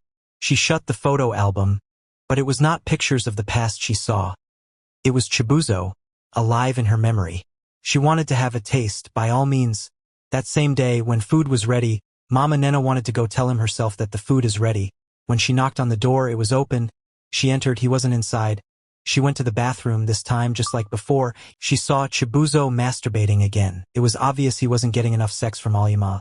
This time around she walked up to him. He was still stroking himself. He was close to bursting the knot. She grabbed it, took a deep breath with it in her hand. Like a dream come through, went on her knees. She washed off the soap and started sucking it. Her fingers couldn't even go round it. Chibuzo's mouth was opened all through. She was sucking it like her life depended on it. She hasn't touched it in 25 years. She can't let this go. Then Chibuzo finally reached orgasm. She put everything in her mouth. She swallowed everything, not letting any fall off. Then she stood up, kissed him on his cheek. She told him, "If my daughter is stressing or avoiding you too much, I'm always here for you." Then she left. He wasn't really surprised. He was only shocked on how she was that good when it comes to doing it. She looked innocent and like a mother, not knowing the craftwork and experience in her hand. From that day, something shifted in the household. When they were in the sitting room, Mama Nena would sometimes catch Chibuzo's gaze and hold it just a second too long. If Alyama sat between them, laughing innocently, Mama's lips would purse in a faint kiss, blown across the air with subtlety only he could notice. At first, Chibuzo looked away, ashamed. But there were days when temptation was stronger than willpower, and he allowed himself to respond. A small tilt of his lips, the faintest acknowledgement, always careful that Alyama never noticed. It became a dangerous game of glances. Their communication no longer needed words. Just eyes, breaths, small gestures no one else could decode. Crossed lines. When Alyama wasn't home, the boundaries blurred further. Sometimes, Mama lingered in the kitchen, humming as she washed vegetables. Chibuzo would walk in under the pretense of fetching water or checking the fridge. On those days, a spark would pass between them like static. Once, he brushed too close behind her, his hand landing briefly on her waist, almost in jest, but not quite. Another time, his palm smacked lightly against her backside, and though her breath hitched, she didn't turn to rebuke him. Instead, she gave him a look that dared him further. Another evening, while she leaned close to hand him something, he stole a kiss, quick, sharp, gone before the echo of it could reach the walls. She said nothing, neither did he, but the air between them grew heavier after that. Alyama trusted her grandmother completely, never imagining that desire could cross such a sacred line. But sexual hunger, Mama thought bitterly, does not bow to titles like grandmother. Silent invitations. One evening, the three of them ate together. Alyama chatted about her schoolwork, smiling brightly, her hand resting on her husband's arm. Chibuzo nodded at her words, but his eyes were elsewhere. Across the table, Mama Nena's gaze burned into him. She did not speak, but her eyes spoke volumes. With the faintest arch of her brow and a slow blink, she gave him a message. Tonight, come to me. Chibuzo's fork stalled in mid-air. For a heartbeat, he froze, then lowered his gaze, giving the slightest nod. Alyama laughed at her own story, unaware of the silent storm passing right across her. The choice. That night, after dinner, Chibuzo lay beside Alyama. He tried to touch her gently, stroking her shoulder, seeking comfort. As always, she turned away softly, her voice apologetic. Not tonight, she whispered. I'm tired. He did not argue. He kissed her forehead, pulled the blanket over her, and lay awake until her breathing slowed into sleep. Then quietly he rose. He tiptoed across the room, careful not to wake her, his heart pounding with equal parts fear and desire. Every step toward the door was a betrayal, yet his legs moved of their own will. The forbidden door. When he reached Mama Nena's room, he knocked faintly. The door creaked. It was already open. Inside, she was waiting. Her wrapper was gone, her body draped loosely under a thin sheet. When she sat up, her eyes glistened in the dim light, shining with a hunger that needed no explanation. The look she gave him was both invitation and surrender. He hesitated at the doorway, shame tightening his chest, but Mama's gaze did not waver. Her body trembled faintly, her breathing deep, her posture submissive in a way that startled him. For the first time, he saw not just his wife's grandmother, but a woman who had carried decades of loneliness and longing. The air between them thickened, dangerous and electric. They started kissing, like two hungry lions that have been deprived of food for a long time. Then he slid his fingers between her legs. Before he could reach up, he could feel some warm wetness already in between her thighs. He said to himself, my wife done get this wet. When he finally reached her honey pot with her fingers, it was like dipping your fingers in a thick glass filled with honey. When his fingers were in, she nearly went crazy. Her heartbeat was faster. She deepened and scratched his back with her nails, lost in another realm.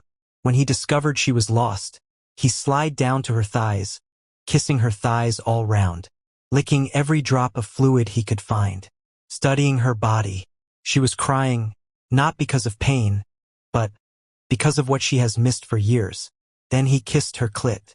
She shivered. He didn't stop, he continued, making good use of his tongue. Less than 30 seconds, the shit was soaked. She has messed it up. More was coming. She paused him, turned him over, take of his bosser and showed him what she was made of. He already had come around his cap. She took that off with her tongue, then gave him a deep throat. It didn't go all in, she couldn't swallow it all. It was too long. When she saw the beating of the dick like a heartbeat, she climbed him and was riding him as fast as she could. Chibuzo was shivering. He could not remember the last time he entered such free vaginal Having sex with Alyama has always been with the numbing cream. She still can't stand the pain. She would tell him when to go in and how he would go in. It wasn't easy for him before he could stop thinking. He could already feel some fluid dripping down from his waistline. Mama Nena don't want to stop. She couldn't stop coming. Reaching multiple orgasm, refreshing her system that hasn't been in used for decades. Chibuzo grabbed her waist and hair. Hair tight, stroking faster. Then he reached the peak, took a deep breath. It was over. Mama Nena held him tight, like someone that took very important thing from her. Then he went to the bathroom to wash up. When he came back to the room, she was still lying on bed. Exhausted, he said, let's behave like normal, like nothing ever happened. I don't want Alyama to suspect anything. She smiled and said okay. He kissed her forehead and left. She slept like a baby, felt brand new the next morning, the weight of guilt. Mama Nena hardly slept the following night. What had happened between her and Chibuzo left her heart racing. Not only because it awakened long-buried desires, but because she knew, deep down, the danger it carried. She lay on her bed, whispering prayers, tears slipping into her pillow. Lord, what have I done? If Alyama ever finds out, her marriage will shatter. And it will be by my hand, the same hand that raised her. By morning, her decision was firm. This had to end before it grew roots.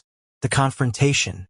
Later that day, when Alyama stepped out to visit a neighbor, Mama Nena gathered her courage and walked into the sitting room. Chibuzo sat there, scrolling through his phone, his face calm as though nothing had ever happened. But when he looked up and saw her approaching, his eyes flickered with recognition. Without warning, Mama leaned down, pressed a quick kiss against his lips, then pulled back and sank into the chair across from him. Her heart pounded in her chest. Chibuzo, she said, her voice quiet but steady. We need to talk. He placed his phone on the table, giving her his full attention. I'm listening, Mama. She exhaled deeply. I really enjoyed last night. For a moment, his lips curled into a smile, but she quickly raised her hand. But what?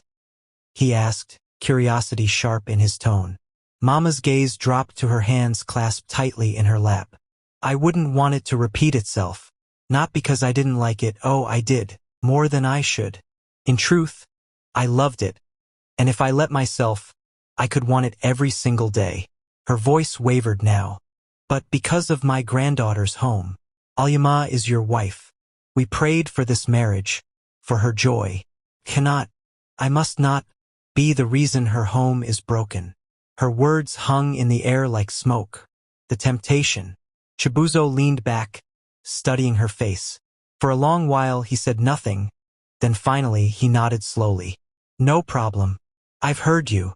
But then, with a half-smile that carried both mischief and danger, he added, Still, you didn't tell me you were that sweet. I enjoyed you last night. The words sank into her heart like hot iron. Mama's resolve trembled. She closed her eyes briefly, trying to steady herself, but when she opened them, her eyes met his, and in them she saw not just a man, but a door she had opened and didn't know how to close. She rose slowly, walked across the room until she stood before him. Her voice dropped to a whisper, betraying her conflict. Can you come over to my room now? His answer came without hesitation. Of course. The cliffhanger. And just like that, the line she had tried to redraw was blurred again. Even as her words of caution echoed in her own ears, her body betrayed her resolve. She wanted him still. And Chibuzo, though married to her granddaughter, was willing to follow. They both went to her room. They had another good sex, more like a goodbye one. It was almost same with the previous night. When it was over, she kissed him and told him, This will be the last, please. I will be leaving to the village soon. Few months after her birth. I'm going to miss you, he smiled. The final weeks of waiting. Pregnancy hormones had already created a gentle distance between Alyama and her husband. But as her due date drew nearer, the entire atmosphere in the house shifted. Chibuzo lived on edge. Every evening he checked that the hospital bag was packed. He made sure the car never went below half a tank. At night he would wake up too, 3 times, just to be sure Alyama was still breathing comfortably beside him. Mama Nena, though outwardly calm, intensified her prayers. Each morning before the cock crowed, she carried her Bible outside to the veranda, her wrapper tied tightly across her chest. She would sit on the old wooden stool, eyes lifted toward the sky, whispering petitions for Alyama's safe delivery. Lord, don't let what happened to Amarachi happen again. Spare this child. Spare her baby. Spare us the grief we cannot bear twice.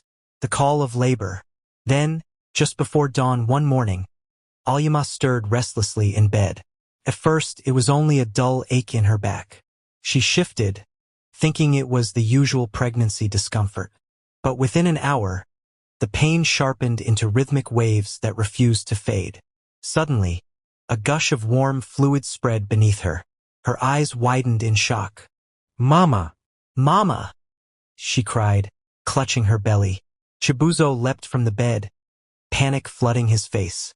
What is it? Alyama, talk to me, she gasped, gripping the edge of the bed frame. I think it's time. Within seconds Mama Nena rushed in, her composure unshaken, though her eyes shone with urgency. This is it. Chibuzo, get the car keys. Move quickly. The house erupted in chaos as Chibuzo scrambled for the keys, half-dressed and shaking.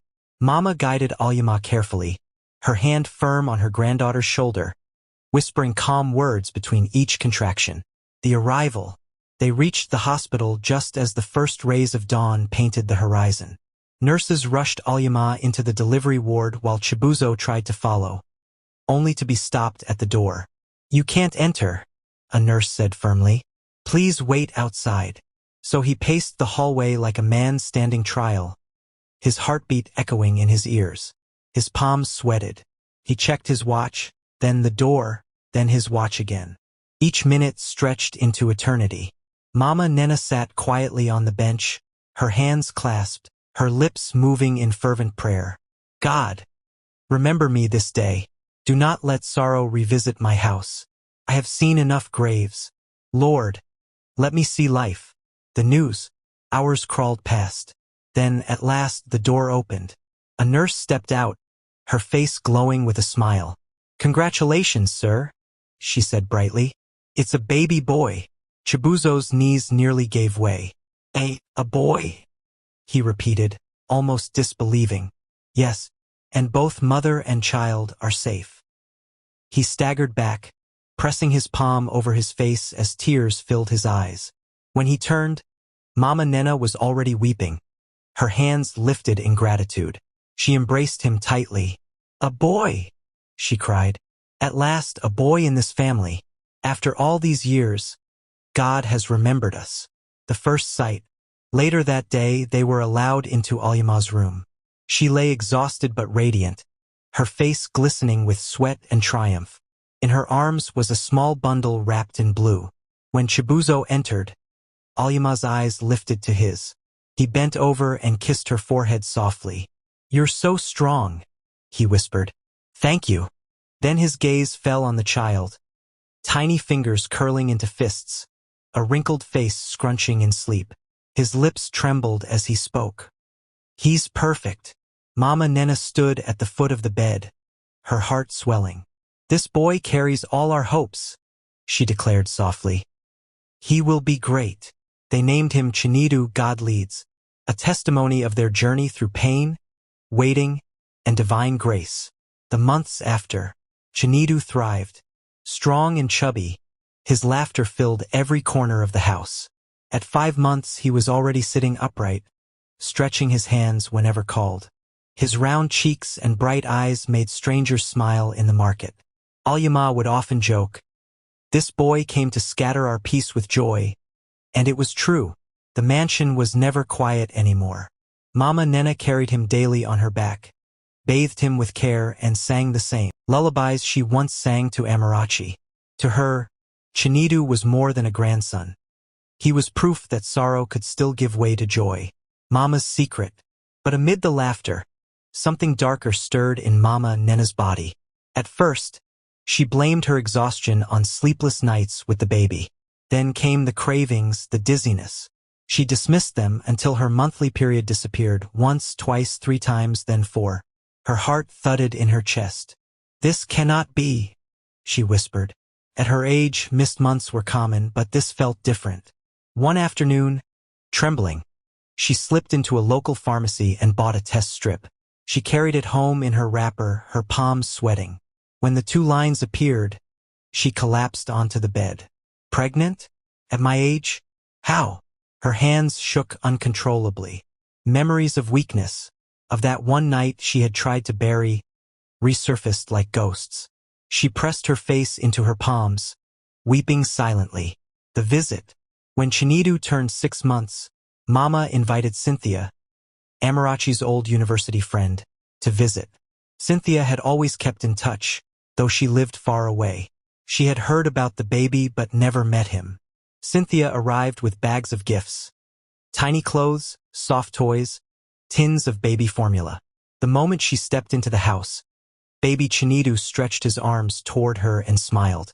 She kissed his cheek and whispered, "You look just like your mother, little one." At that moment, Chibuzo walked in from an outing. He froze at the sight of the guest. Cynthia turned, her smile fading. Her eyes widened in shock. "Toby?" she whispered. The name landed like thunder. The revelation. Chibuzo stiffened. The color drained from his face. Alyama, standing nearby, looked from one to the other in confusion. "Toby?" Cynthia said again, louder now, her voice trembling. "It's me, Cynthia, from Unilag, Amarachi's friend." The room went silent. Mama Nena's head snapped up. "What did you say?" Cynthia pointed, her voice rising with emotion. "This man, he's Toby. He was Amarachi's boyfriend. The one who disappeared when she told him she was pregnant." Mama staggered, her knees almost giving way. "What? This same man?" "Yes, Mama," Cynthia said firmly, tears in her eyes. "I can never forget his face. He came to our hostel almost every weekend. Amarachi loved him deeply. She called him the night she found out she was pregnant. But he never answered. And then, he vanished." Alyama's lips quivered, her voice breaking. "Mama, is this true?" Chibuzo, no, Toby, sank heavily into a chair.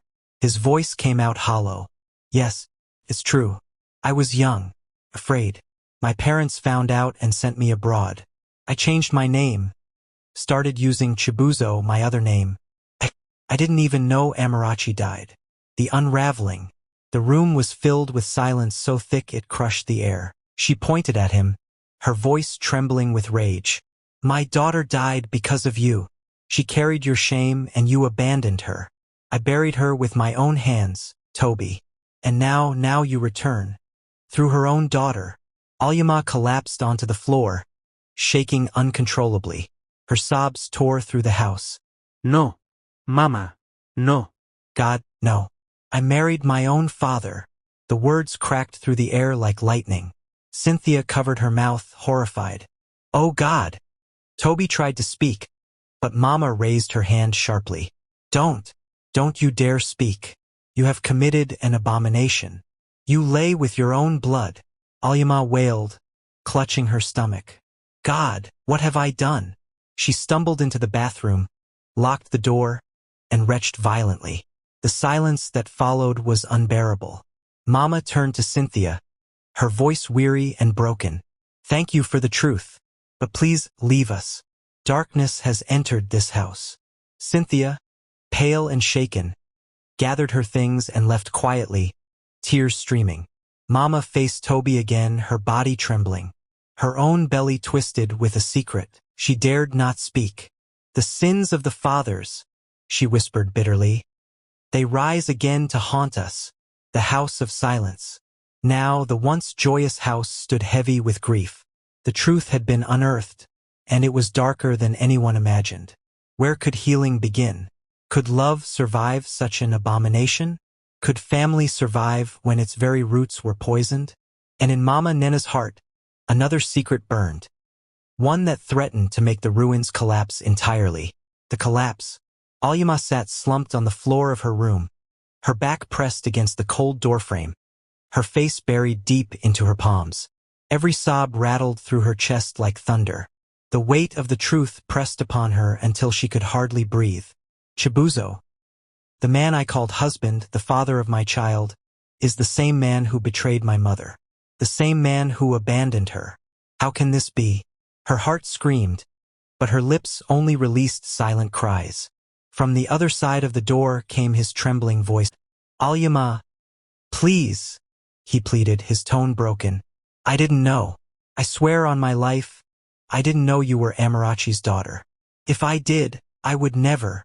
But his words, though desperate, entered her ears like smoke that choked instead of soothed. She refused to listen. Each syllable was a dagger, each breath a reminder of betrayal. For several minutes he lingered, his knocks becoming softer, his begging turning into broken murmurs. Then silence, the kind of silence that is heavier than noise. His footsteps faded, leaving her in the prison of her grief. A mother's knock. Moments later another knock came, softer, gentler. Familiar. Alyama, my daughter, Mama Nena called, her voice trembling. Alyama stayed still at first, frozen in her pain. But then she heard another sound, the gentle gurgle of her baby, carried in Mama's arms. That small sound, innocent and sweet, cracked through her despair. She rose shakily, wiped her face with trembling fingers, and cracked the door open. There stood Mama Nena, tears in her eyes, cradling little Chinidu against her chest. The sight undid Alyama completely. She reached out, pulled them both close, and wept. I don't know what to do, Mama, she whispered through ragged breaths. Mama Nena's voice quivered as she whispered back. Neither do I, my child, but we must find a way. For this baby, for your future. Alyama's eyes lifted upward, her voice raw with anguish. Mama, how could God allow this? Mama lowered herself to the floor beside her granddaughter. She placed the baby gently in Alyama's lap. The infant cooed, stretching his tiny hands, blissfully unaware of the storm around him. I carried the pain of Amarachi's death for years, Mama said softly. I raised you with everything in me, hoping to protect you from the same wounds. But life has a way of circling back. And now, here we are. She swallowed hard. It must end with us, my daughter. This curse, this silence. It must end here. The confrontation. That evening, the sitting room felt like a courtroom. The air was thick, heavy, suffocating. Mama Nena stood in the center, her wrapper tied tightly, her face grave. Alyama sat beside her, clutching baby Chinidu protectively. Chibuzo slumped in a chair opposite, his eyes fixed to the floor as though afraid to meet theirs. We are here, Mama began, her voice steady though sorrow weighed every word. Not because of joy, but because truth has risen, truth that cannot be buried again. This family now stands at a crossroads. Before she could continue, Alyama erupted. She rushed at Chibuzo, tears spilling, her voice breaking into screams. You destroyed my life. You destroyed my mother's life, and now mine. You didn't know, yes, but look at what you've done. Look! Her fists rained down on his chest, her sobs tearing through her words. Chibuzo didn't resist. He sat still, letting her anger pound against him, whispering only, I'm sorry. I'm so sorry. I would undo it if I could. Eventually, her strength ebbed. She collapsed against him, shaking, her cries muffled against his shoulder. He held her, not as a husband, not even as a lover, but as a broken man clinging to what little dignity remained. Mama Nena stepped forward. Her voice carried the weight of tradition, of ancestral law. The gods will not be mocked, she said firmly. From this day forward, Alyama, you are no longer his wife. You are his daughter. The marriage rites between you are null. Cleansing must be done in the village, or the ancestors will not rest. Alyama nodded weakly, still sobbing. Chibuzo bowed his head. I will do whatever it takes. I will provide for you both. I will raise my son. I accept the weight of my sin. Mama touched her granddaughter's hand gently. This isn't the life we dreamed of, but it is the life we must correct. The farewell. Days later, Mama Nena prepared to return to the village. Her bags were light, but her heart was heavy like iron. Alyama stood beside her at the gate, baby Chinidu asleep against her chest. The morning breeze rustled the trees while neighbors greeted them with casual smiles, unaware of the storm inside this household. Before stepping into the car, Mama turned to her granddaughter. "Sit with me in the garden first." They sat together under the shade of the mango tree. The air was cool, the leaves whispering above. "Alyama," Mama said gravely, "promise me something." Alyama's throat tightened. She nodded. "When the time comes, you must tell Chinidu the truth, but not now. For now, he is your son. You carried him, you love him. That is enough. But when he is grown, when wisdom has settled in his heart, you must tell him carefully that he is your brother and that his mother died giving birth to him. Let him hear it from your lips, not strangers." Tears blurred Alyama's eyes. "And if he finds out the full truth one day?" Mama placed her hand firmly on hers. "Then let him hear it from you, with love and wisdom. Shield him while he is a child. Do not let the sins of others crush his innocence." Alyama hugged the child closer, whispering, "Mama, I will do as you say." Mama kissed her forehead. "You are stronger than you think. You carry storms and still rise. I am proud of you." She kissed baby Chinidu tenderly. "Grow in peace, my son. All you need to know now is that you are loved." As the car pulled away, Alyama stood at the gate, tears streaking her cheeks, watching her grandmother fade into the horizon. A guardian of secrets heavy enough to shatter generations. The return to silence. Back inside the mansion, silence ruled. Chibuzo sat on the sofa, the television flickering silently before him, his eyes hollow. "She's gone," Alyama said softly as she passed him, the baby on her hip. He turned, guilt etched deep into his face. "Did she say anything?" "Yes." Her tone was flat, almost lifeless. "She said we must raise Chinidu as our son.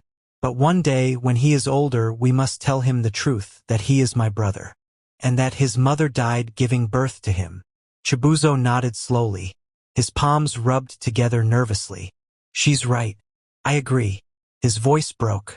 "Alyama, I know sorry is not enough, but don't," she cut in, her voice quiet but sharp.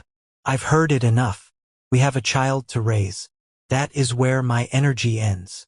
She walked away, leaving him drowning in silence.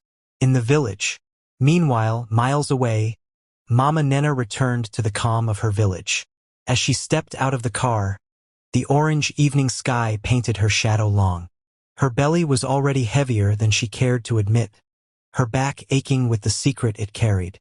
The next morning she visited the market. She bought wrappers, bottles, soft baby clothes. The women teased her. "Mama Nena, are you preparing for another grandchild?" They laughed. She forced a faint smile. Something like that. But her heart was restless. Not even Alyama, not even Chibuzo knew the truth. She carried in her womb. When the child comes, she told herself, then I will speak. Let the baby live first. Let God decide the rest. The call. A few weeks later, on a quiet evening, Chibuzo sat in the sitting room rocking baby Chinidu gently. The phone rang. He glanced at the screen.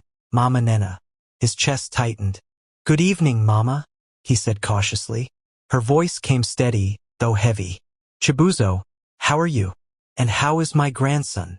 "He's fine, Mama. Just fell asleep. Alyama is in the kitchen." "Good. Listen well. I won't waste time.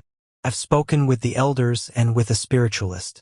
What happened between you and Alyama is not something the land will overlook. If it is not cleansed, the consequences will fall on you, on her, on the child." Chibuzo's grip on the phone tightened. "What must be done?" "There are rituals," she replied. "They must be carried out in the village. A white she-goat, 7 white fowls, kalanut, chalk, palm oil and other items. The cost will be about $250. Send it tonight so I can begin. The cleansing must be done before the child begins to speak." "I'll send it now," Chibuzo answered without hesitation. That night, as he transferred the money, his heart weighed heavy. He didn't fully understand the spiritual implications, but guilt clung to him like smoke he could not shake off. If cleansing was what the land demanded, then cleansing it would be. The growing distance. In the city, something in Alyama had shifted. She was no longer the bright, giggly young wife who used to run into Chibuzo's arms and tell him every small thing that happened in her day. She moved more quietly now, careful, deliberate, like someone walking through a room full of fragile glass. She wasn't harsh. She wasn't cruel. She was simply far away. Her only pure joy remained Chinidu.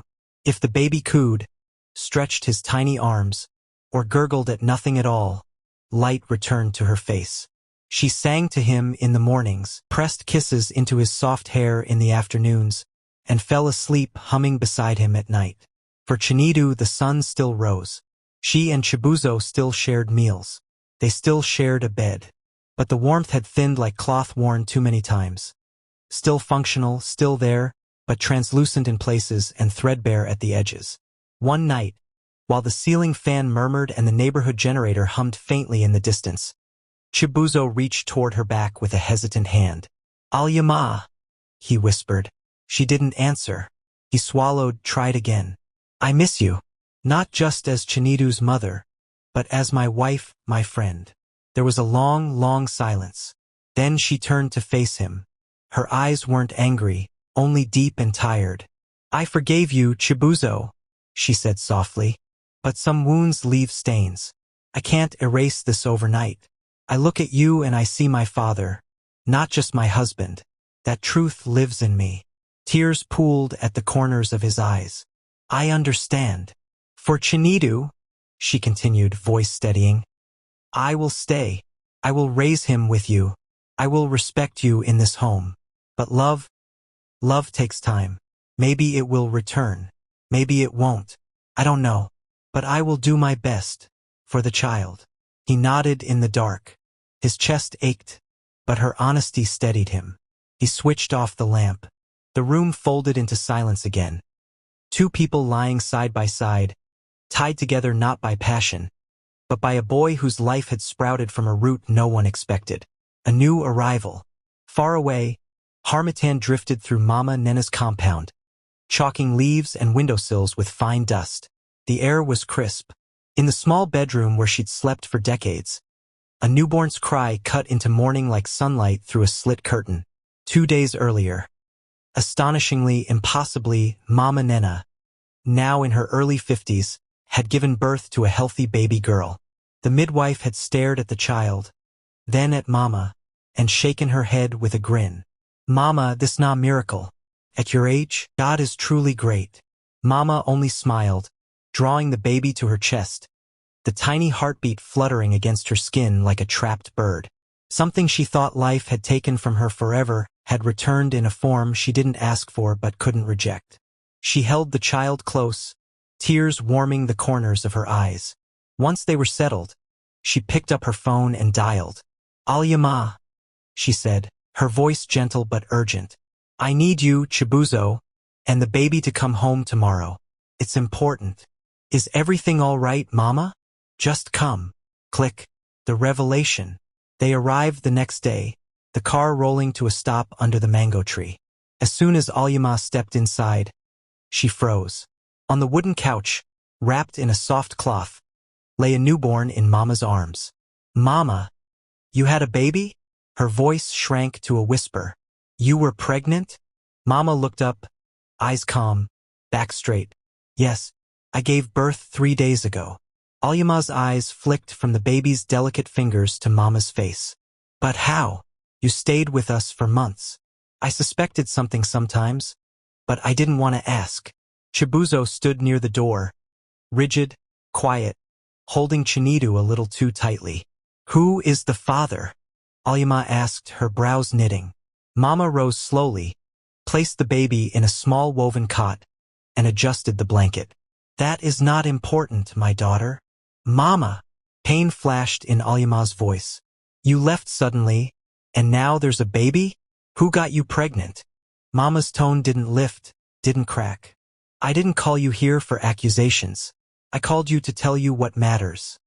This child is mine. My life has carried too much grief. Losing Amarachi, watching you suffer. This baby is my second chance. A gift of grace. So you won't tell me who the father is? No, Mama said firmly. Some truths only bring more fire. What matters is that she is mine, and I will raise her in peace. Silence held the room. Chibuzo shifted, jiggled Chinidu gently, stared at the cot. At last, Alyama exhaled. What's her name? Amarachi, Mama said softly. Not after your mother, but after the meaning God's grace. That's what she is. Tears rose to Alyama's eyes. Despite the tremor in her chest, she leaned over the cot. The baby whimpered, scrunched her face, settled. She's beautiful, Alyama breathed. I know, Mama whispered, resting a palm on her granddaughter's shoulder. For a fleeting moment, the air softened. 3 generations of women suspended between pain, secrecy, and hope. The unspoken truth. Evening sank into the courtyard, red and gold pooling along the ground. Crickets began their chorus. A kettle sighed on a charcoal stove in the yard. When Alyama stepped out to change Chinidu and call a cousin, the house grew very still. Only Mama and the newborn remained in the sitting room. Chibuzo sat forward on a wooden chair, elbows on knees, eyes fixed on the tiny chest rising and falling in the cot. You didn't tell me you were pregnant, he said at last, voice low, each word measured. Mama's gaze stayed on the child. She didn't answer. He swallowed, lowered his tone further. She's mine, isn't she? The baby stirred, whimpered, smacked her lips. Mama adjusted the blanket, her face composed, her hands steady. She said nothing. Silence did the work. Chibuzo leaned back. The truth settled into his bones like cold. He had buried that night beneath layers of shame and denial, covered it with generosity, rebranded it as care. But now it had a heartbeat, a name, a future. He rose and looked at the child again, something fragile and unfamiliar moving across his face. I'll take care of her, he said quietly. I'll do right by her. By you. Mama's eyes shone, but she would not let the tears fall. She nodded once, the nod of a woman who had already wept enough for one lifetime. Back to the city. The morning after, they returned to the city. The ride was long and heavy. Dust rose behind the car like a brown ribbon. Chinidu slept most of the way, small mouth parted, fingers curled around the edge of his blanket. Alyama kept her gaze on the road, not speaking much. She watched the landscape glide by. Vendors, children in uniforms, goats nosing the edges of the highway, and thought about the life ahead. Her heart was raw, but she clung to the one thing that still anchored her. She would be a good mother. Even if everything else had cracked, she would hold that. That same week, Chibuzo moved quietly. He contacted his accountant and added Mama Nena to his monthly payroll, no fanfare. It wasn't charity. It wasn't magnanimity. It was the language of responsibility, of guilt transmuted into action. Every month, a steady amount would arrive. Enough to buy baby clothes, to refill a gas cylinder, to see a doctor, to keep light in the house when darkness tried to swallow it. He also arranged deliveries, tins of formula, diapers, soft blankets, antiseptic, rice, beans, small luxuries like baby oil and powdered milk. Drivers appeared at Mama's gate, left packages, drove off. No messages. No explanations. Mama never said thank you. She didn't need to. Gratitude would have sounded like forgiveness, and neither of them was ready. But sometimes, in the blue dawn when the baby fussed, she would whisper into the child's hair, "You will lack nothing," and rock her until peace returned. Every now and then, Mama sent a photograph. Baby Amarachi swaddled and yawning, baby Amarachi with her tiny fist folded at her cheek, baby Amarachi staring straight into the camera as if she had come knowing already what this world was. Chibuzo never replied. He saved each one.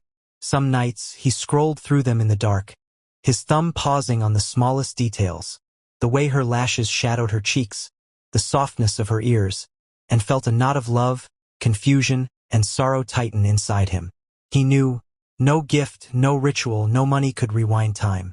But perhaps, just perhaps, something honest could grow in the space where remorse had taken root. The quiet work of staying. Days formed a rhythm. In the mornings, Chibuzo brewed tea and stood in Shinidu's doorway, watching the boy kick and babble to himself. He packed lunch for Alyama if she needed to be on campus, then drove her partway and doubled back to catch a 9 o'clock call. Even when no words passed between them, he opened doors, carried the heavier bags, fixed a creaky hinge, changed a flickering bulb. Actions became his vocabulary. In the afternoons, sunlight warmed the sitting room.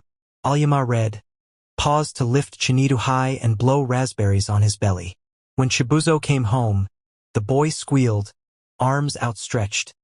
The house, despite everything, remembered how to be joyful.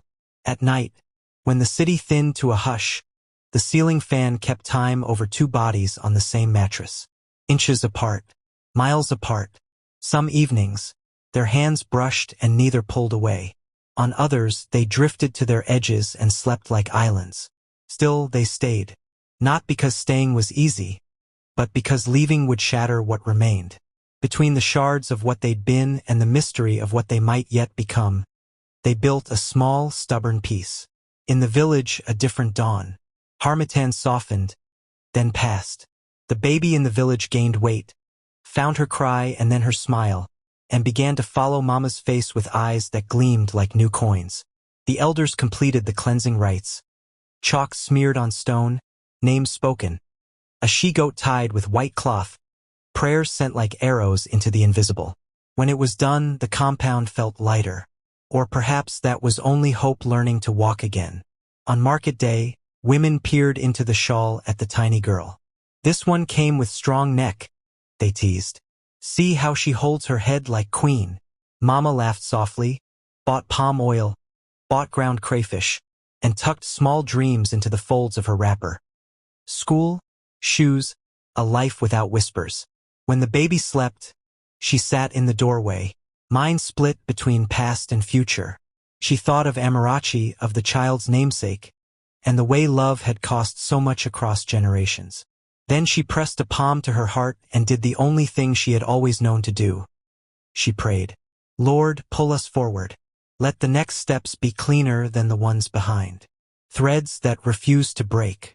Back in the city, Chibuzo woke one night to the sound of soft crying. Not Shinidu Alyama. He didn't move. He let the night cover them. A minute later, the mattress shifted. Her hand reached across, found his wrist.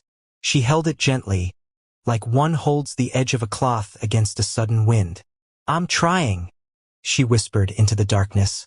I know, he said. Her fingers squeezed once, then slid away. He stared at the ceiling and counted the slow loops of the fan blades, and for the first time in months, sleep came without dreams. In the morning, a message from the village pinged his phone. A photograph of the baby in a yellow cap, eyes wide open. He saved it, then set it aside and went to make pap for his son. Some wounds leave stains. Some truths do not untell themselves. But in this house, two adults woven to a child, and far away a grandmother weaving a new life. Something stubborn refused to break. Not forgiveness yet, not joy yet, but a thread. A thread strong enough, perhaps, to hold while the rest of the fabric is mended. The weight of silence. Years slipped by, marked not by calendars but by the steady growth of Shinidu. He blossomed into a lively, brilliant boy. His eyes, sharp, observant, reminded everyone of Chibuzo, while his restless curiosity mirrored Alyama's. Neighbors praised him constantly. Such a respectful boy. See how he greets elders, Ihen, that is proper upbringing. Shinidu will be great, mark my words. Their words were like balm to Alyama's ears. Yet beneath the pride lay an ache she couldn't shake. Every time Shinidu burst into the room shouting, Daddy, her chest twisted. The word rolled from his tongue so easily, bright and innocent. To him, Chibuzo was daddy, unquestionable. But when it came to her, his mother in every act, every sacrifice, he only said sister. The first time it happened, she laughed nervously and thought it was a mistake. But the name stuck. By the time he was 5, it was his truth. To him, she was sister, not mummy. At night, when thunder cracked and rain lashed against the windows, Chinidu often crawled into her bed, clutching her waist, whispering, "Sister, I'm scared." She would stroke his hair, whisper prayers, kiss his forehead. But every time he said it, "Sister," something inside her cracked. She had nursed him through fevers, spoon-fed him pap, tied him on her back when he was sick. She was there for every stumble, every first word, every first step. Yet she would never hear "mummy" from his lips. That single absence was a wound she carried quietly. Sometimes she cried silently into her pillow while Chibuzo lay beside her, staring into the ceiling, equally awake, equally broken. Both of them knew this was the price of silence, the price of shielding a child from a truth too heavy for his small shoulders. Chibuzo did all a father should. He played football in the compound with Chinidu, read him bedtime stories, and carried him on his shoulders to school. But each night, when the boy hugged Alyama, kissed her cheek, and whispered "Good night, sister," Chibuzo would glance at her. He saw the ache buried in her smile, the storm in her eyes, and his heart bled, because he knew the wound was his fault.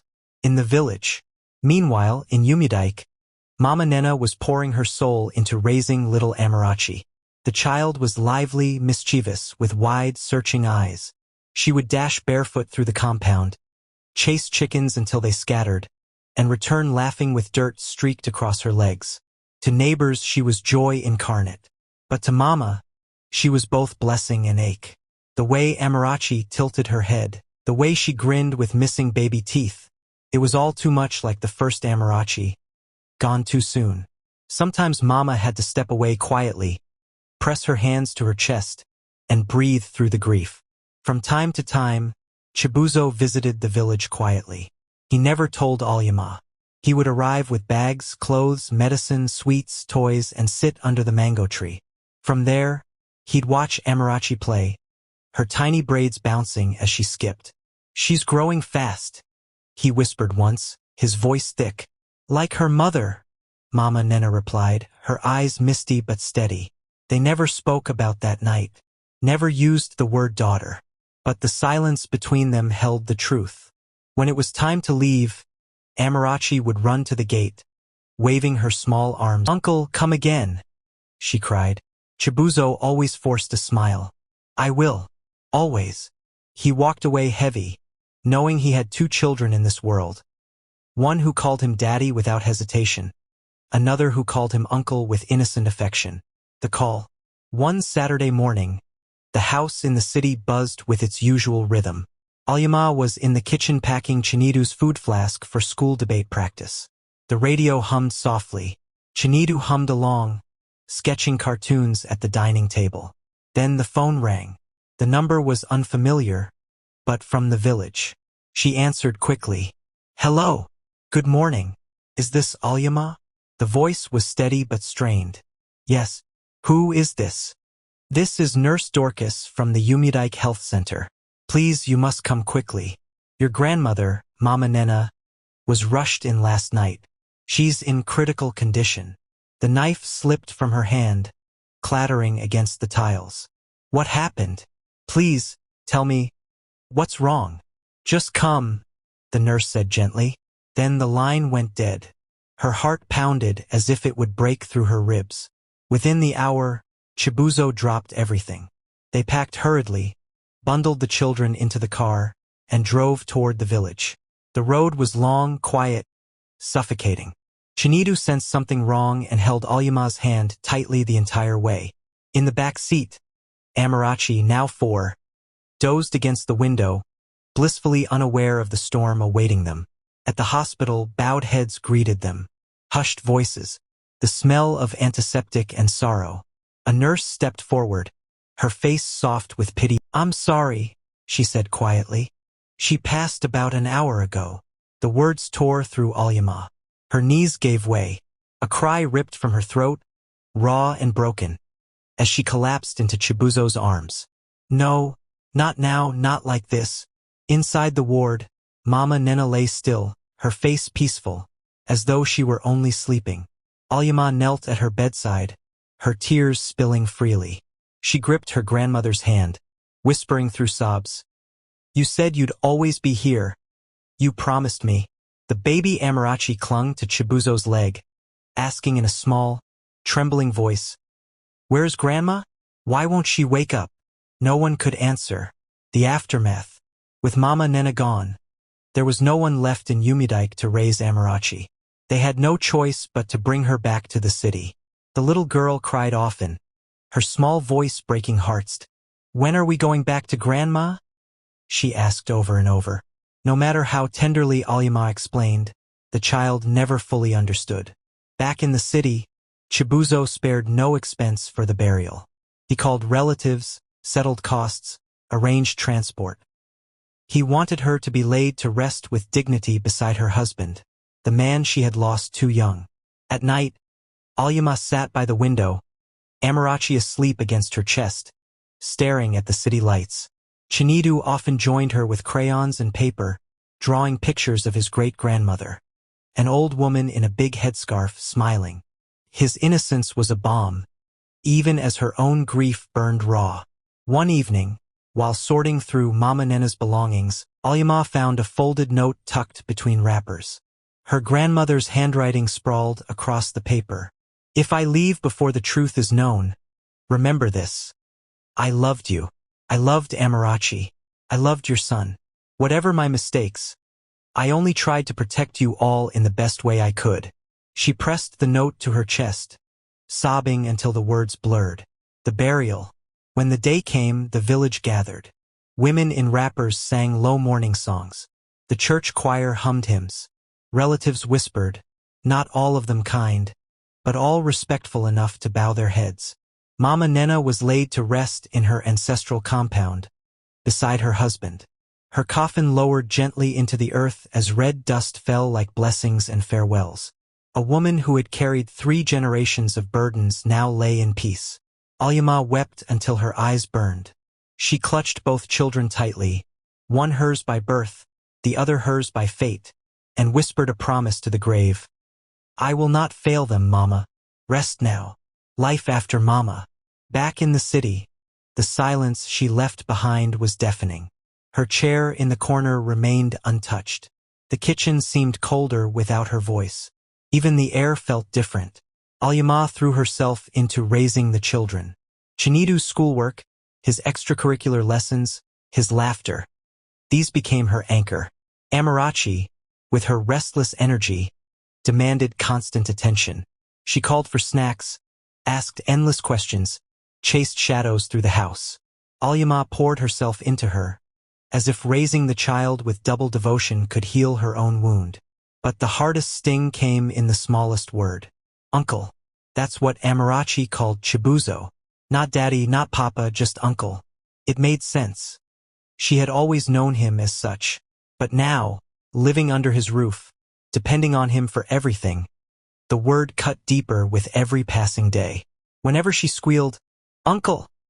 and leapt into his arms, Chibuzo smiled outwardly, lifted her high, kissed her cheek. But inside, the word shredded him. At night, when everyone was asleep, he sat alone in the living room, the glow of the television flickering against his face. Sometimes, in the stillness, he could almost hear Mama Nena's voice whispering across the years, "Take care of the children. That is what matters. Some truths are too heavy for small shoulders." Her words haunted him, but they also guided him. And so he resolved, no matter the pain, no matter the guilt, no matter the names they called him, this time he would not run. He would stay. In that vow, carved deep in his chest, something fragile but real began to form. Not peace, not yet forgiveness, but a kind of healing born from responsibility and perhaps someday from love again. The night of reckoning.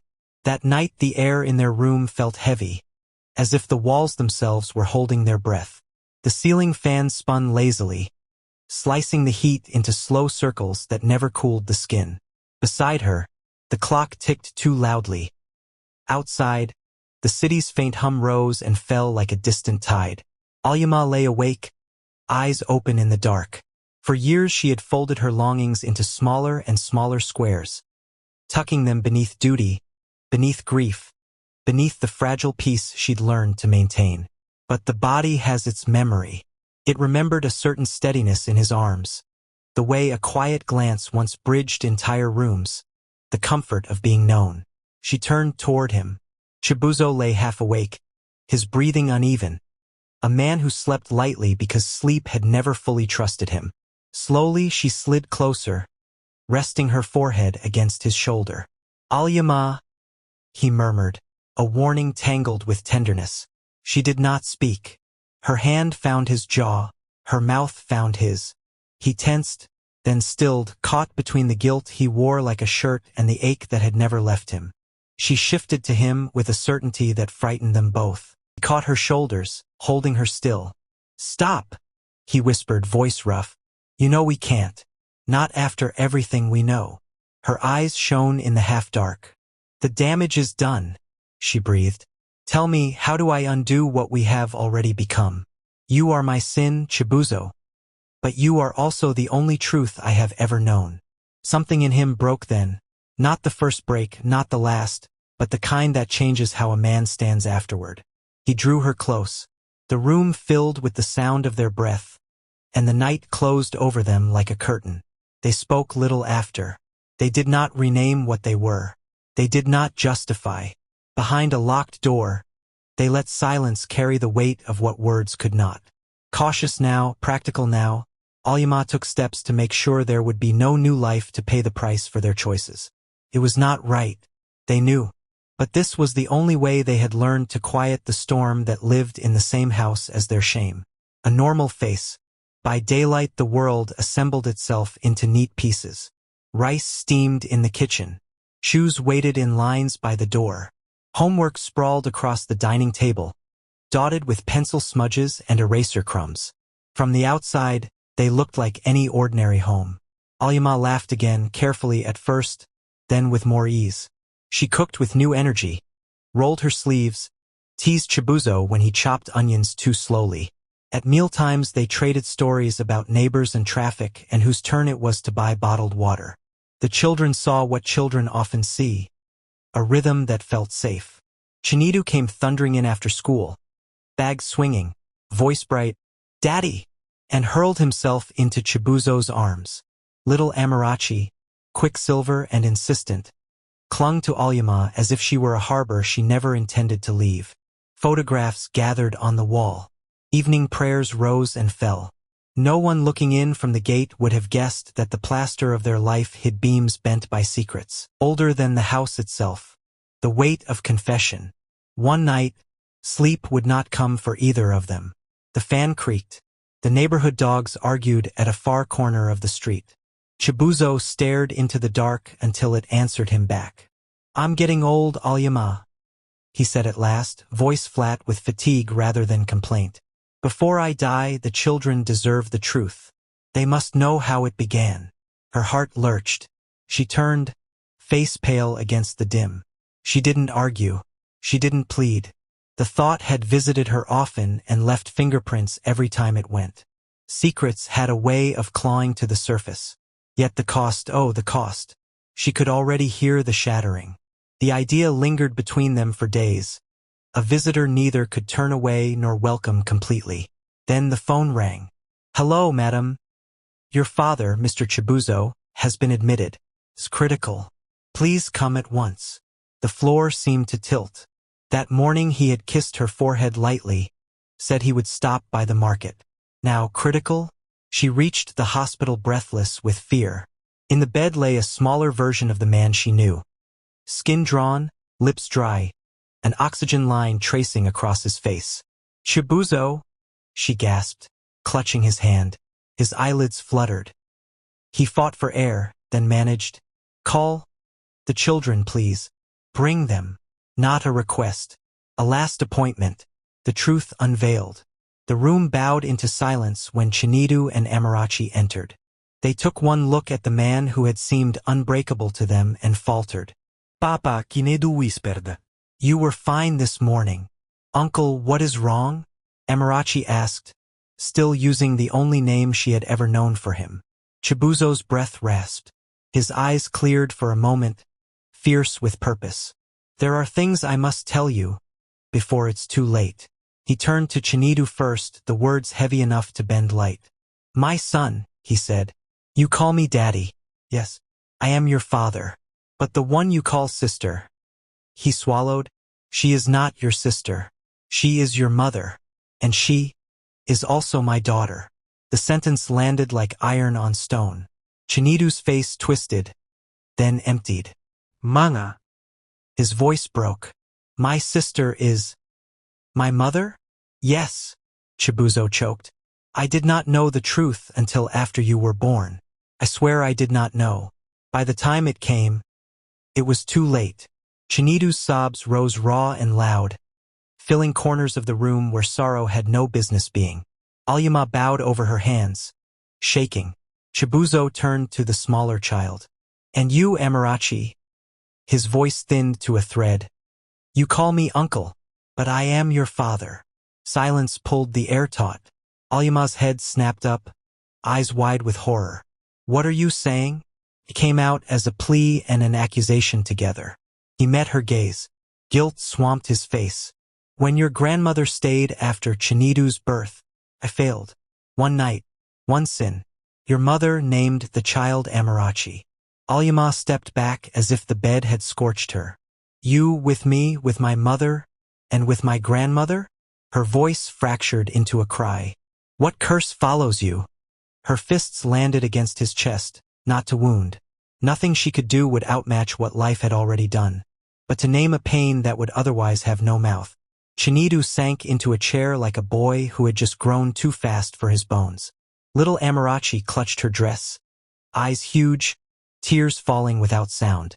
In the flurry, the thin oxygen line slipped. Chibuzo's chest stuttered. Machines screamed. Nurse! Doctor! Alyama shouted, scrambling with shaking hands. But the moment had already tipped past the hinge. With one last shudder, he stilled. The monitor flattened its note into a single long mercy. Alyama's knees gave way. Not like this, she keened. Not like this. Chinidu rocked in his seat, hands over his face. Amarachi went quiet the way children do when a world has changed shape too quickly to understand. The truth had finally found its voice. And in speaking, it broke the room. The house after. They returned to a house that sounded different. The refrigerator hummed. The clock ticked. Somewhere, a faucet dripped. Each small sound felt too loud in the sudden absence of the man who had filled space simply by being. No one spoke. No one ate. Doors closed softly, as if trying not to disturb the hollowness. In her room, Alyama lay staring at a ceiling that no longer seemed to hold. Tears soaked her pillowcase, then dried, then came again. What kind of man did I share a life with? How could I have been blind? And how did love become this? She hated him. She loved him. She needed him. She was done with him.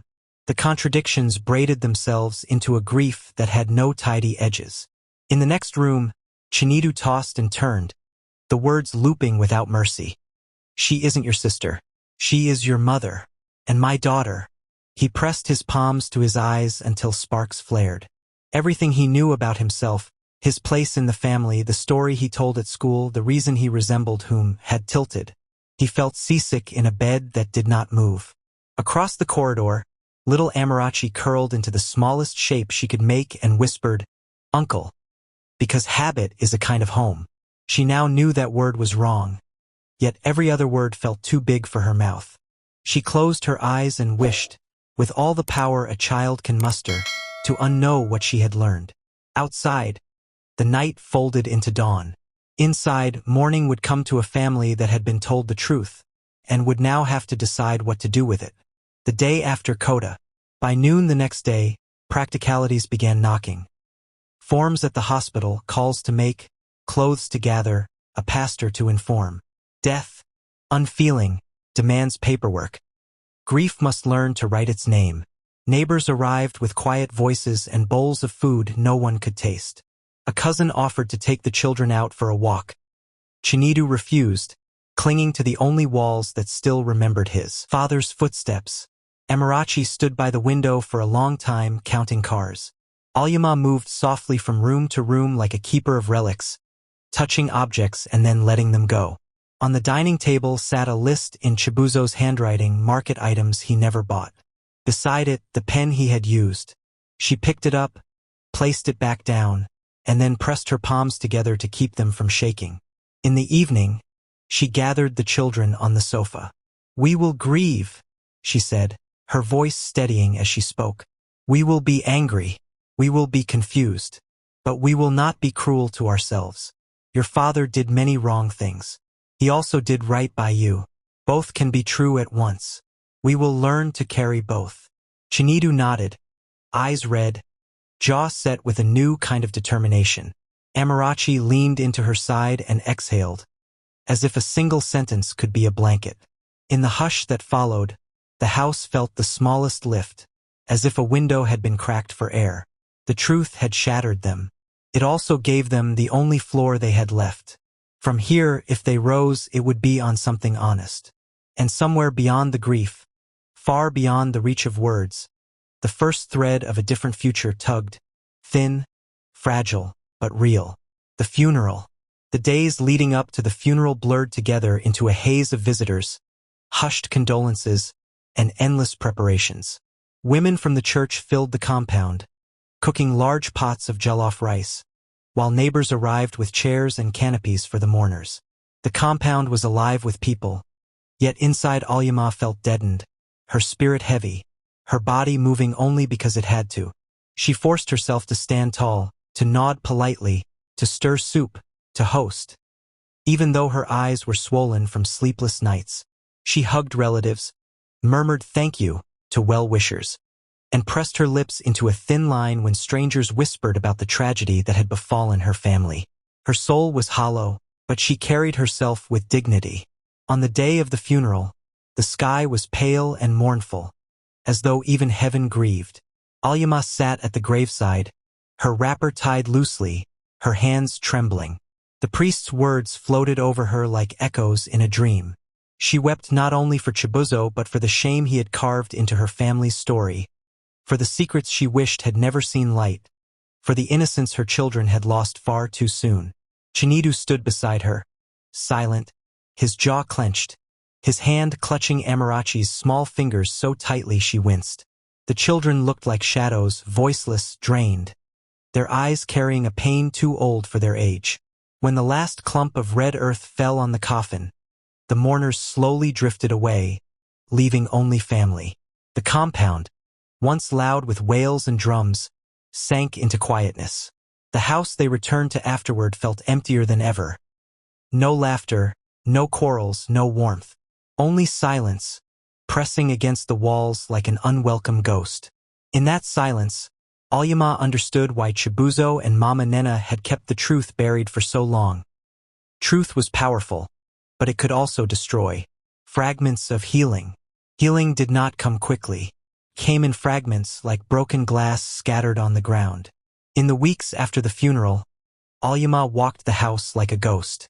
Some mornings she sat on the edge of her bed, clutching her wrapper, staring at the wall until her eyes blurred with tears. Other times she walked into the sitting room, expecting to see Chibuzo in his chair, reading the newspaper or fiddling with the television remote, only to meet an empty seat. The children carried their grief differently. Chinidu buried himself in books, his eyes set on university assignments and extra study groups. Amarachi shrank deeper into herself, her laughter quieting, her voice softening. Neither child had the strength to comfort their mother. They loved her, but they too were broken. When school resumed, the house grew quieter still. Chinidu returned to campus for his second year, leaving his room tidy, his books stacked neatly. A week later, Amarachi left for her final year in boarding school. The day they both left, Alyama wandered through their rooms. She paused in Chinidu's room, her hand brushing across his textbooks, her tears soaking the pages he had left on the table. In Amarachi's room, she inhaled the faint perfume that lingered on the sheets, collapsed onto her daughter's bed, and clutched the pillow as though it might bring her back. Loneliness became her closest companion. Mornings stretched endlessly without the sound of children rushing for school. Nights were worse, the silence echoing in every corner. Sometimes she set 2 plates on the dining table out of habit, then quietly put one away. Other times she boiled water for tea only to realize she had no one to share it with. Neighbors tried to draw her back into the world with invitations to church gatherings and fellowship meetings. She often declined. The wounds were still raw, too tender to expose. But deep down, she knew she could not remain buried forever. If she let grief consume her, it would swallow her children too. The turning point. One night, staring at the ceiling in the dark, a thought pressed against her chest until it escaped as words. "I can't continue like this," she whispered. Chibuzo had already taken too much from her. Her trust, her innocence, her peace. Why should she let him take the rest of her life too? She sat up abruptly, wiped her tears, and clasped her palms together in prayer. For the first time, she admitted to herself what she had long buried. Her body still longed to be touched, to be cherished. Not out of weakness, but out of the simple, human desire to be loved without shame. Her mind traveled through memories. Her wasted youth, her intimacy tied to secrets and disgrace, her years of hiding. Regret pressed down, but beneath it flickered a fragile spark of hope. "I deserve better," she told herself. "I want to try again. I want to live again.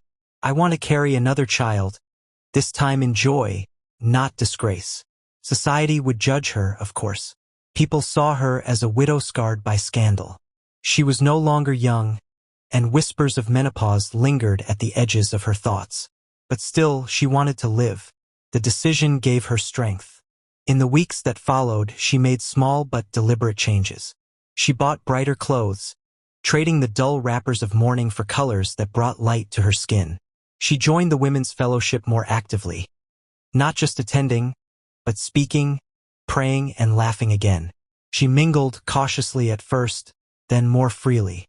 At night, she sat by her window, looking at the moon, and allowed herself to dream of what it might mean to open her heart again. Fear lingered, but hope grew stronger. A new beginning. Weeks passed, and the season began to shift.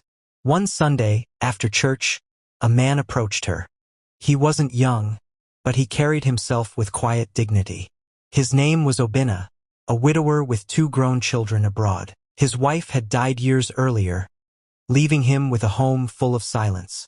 That day he greeted her with a warm smile. "Madame Alyama," he said, "I've seen you around for some time. I just want to tell you this, you remind me of strength. The way you carry yourself, even after all you've been through, it's inspiring." No one had ever called her that before, strength. The word struck her like balm on a wound. Their conversations began after services, then shifted to exchanging phone calls during the week. At first, Alyama was guarded, but Obina was patient. He never pressed, never demanded. Instead, he showed care in small gestures, checking on her when it rained, sending fruit to her house, bringing little gifts for the children when they were home on holidays. One evening, they sat on her balcony sipping palm wine, the evening breeze cooling their skin. He looked at her gently and said, "Alyama, you've carried too much pain. I don't need to know all of it. What I know is enough. You deserve peace. And if you allow me, I want to give you that." Her eyes welled up with tears. For the first time, she felt seen. Not as broken, not as a burden, but as a woman worthy of love. Slowly, she let her guard down.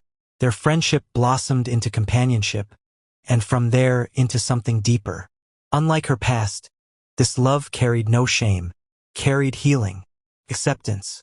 When Chinidu and Amarachi returned for their semester break, they noticed immediately. Their mother smiled more. She dressed brighter. The house itself felt lighter, warmer, alive. One afternoon, while eating lunch together, Chinidu leaned forward playfully. "Mama, who's making you glow like this?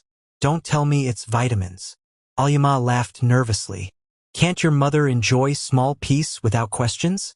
But Amarachi caught on quickly. "It's Uncle Obina, isn't it? I've seen him drop you at the gate twice." Alyama froze, afraid of judgment. But instead of reproach, the children exchanged excited glances. Chinedu grinned. Mama, finally, you deserve this. Amarachi reached across the table and squeezed her hand. We're happy for you. Truly, you've carried enough pain alone. If he makes you smile, then we support you. Tears streamed down Alyama's cheeks. She had not expected such acceptance. For years, she had felt unworthy of love, but now her children, the anchor of her life, were blessing her second chance. That evening, as they cleared the dishes, Chinedu teased, just don't be surprised if one day we find Mama blushing like a teenager. For the first time in years, Alyama laughed freely. Not out of duty, not to mask grief, but from joy, a proposal of healing. Months into their relationship, Obinna and Alyama had become inseparable. He was patient, kind, and intentional about her happiness. He knew fragments of her past but never treated her as less. To him, she was not broken. She was a woman who had survived storms and still had the courage to love. One Friday evening, Obinna smiled at her across the table. Why don't we all go out for dinner? I want to spend time with you and the children properly. Chinedu and Amarachi, curious but excited, agreed. That evening, they drove to a cozy restaurant in the city. Soft jazz floated through the air, candles glowed gently on each table, and laughter filled the space. They ate, joked, and shared stories as though they had been a family for years. Halfway through the meal, Obinna suddenly rose from his chair. Alyama tilted her head in confusion, until he dropped to one knee, a small velvet box in hand. The restaurant fell silent. Alyama, he began, his voice steady but emotional. You've walked through storms that would have crushed many, but here you are, strong, raising two amazing children, still teaching them love. I don't want to just be part of your life. I want to be your partner, your protector, your joy. Will you marry me? Gasps filled the room. Alyama's hands trembled as she turned to her children. Chinedu and Amarachi nodded eagerly, their faces glowing with pride. Yes, she whispered, tears streaming. Yes, Obinna, I will. The restaurant erupted in cheers. Obinna slipped the ring onto her finger while her children clapped and laughed like children at a birthday party. When they returned home, the air was different, light, hopeful. That night, for the first time, Alyama gave herself in love without shame. Obinna was tender, patient, careful. His whispered words healed wounds years deep. In the next room, Chinedu and Amarachi exchanged knowing glances. Mama is finally happy, Chinedu whispered, and instead of embarrassment, they felt relief. At last, their mother was tasting the sweetness of joy, preparing for a new life. The weeks that followed Obinna's proposal were a whirlwind of emotions. The house, once heavy with silence and shadows, was now buzzing with laughter, chatter, and endless teasing. Mama, see how you're blushing like a small girl. Chinedu teased one evening as Alyama adjusted the new ring on her finger. Amarachi giggled, joining in. We should start calling her young bride. Alyama covered her face with her scarf, pretending to shoo them away, but she couldn't stop smiling. For the first time in many years, she allowed herself to dream of walking down the aisle not burdened by secrets, not shadowed by shame, but clothed in love and dignity. Planning began almost immediately. They didn't want something flamboyant, but it had to be beautiful. Obinna insisted on simplicity and grace. I don't want a crowd, Alyama, he said one evening, as they sat on the veranda sipping tea. I want a celebration that feels like a rebirth. For you, for us, for the children. Her heart swelled at his words. She reached across the small table and held his hand. Then that's exactly what it will be. Chinedu offered to be in charge of the music, promising to compile a playlist that would make everyone dance from start to finish. Amarachi, with excitement sparkling in her eyes, declared she would help her mother choose the gown. It must be perfect, she said. Something that makes you glow even brighter than you already do. But in the midst of the joyful preparations, life dropped a surprise. The unexpected news. For weeks, Alyama had been feeling fatigued. At first, she dismissed it as stress from planning, church meetings, and her long work hours. But when the nausea came in the mornings, and her body felt strangely different, she decided to see a doctor. She went alone, her heart pounding as she waited in the sterile hospital room. When the doctor returned with the result, a gentle smile on his face, her world tilted. "Congratulations, Madame Alyama," he said warmly. "You're expecting." Her hands trembled as she accepted the paper. For a long moment, she could only stare at it. Then, slowly, tears welled in her eyes and spilled freely down her cheeks. She placed a shaky hand over her belly. "This time," she whispered to herself, her voice breaking, "this child comes from love, not pain, not shame." Sharing the news. That evening, when she returned home, she found Obinna in the living room, humming softly as he repaired the leg of a chair. She stood there quietly, watching him, her heart swelling with affection. "Obinna," she called softly. He looked up.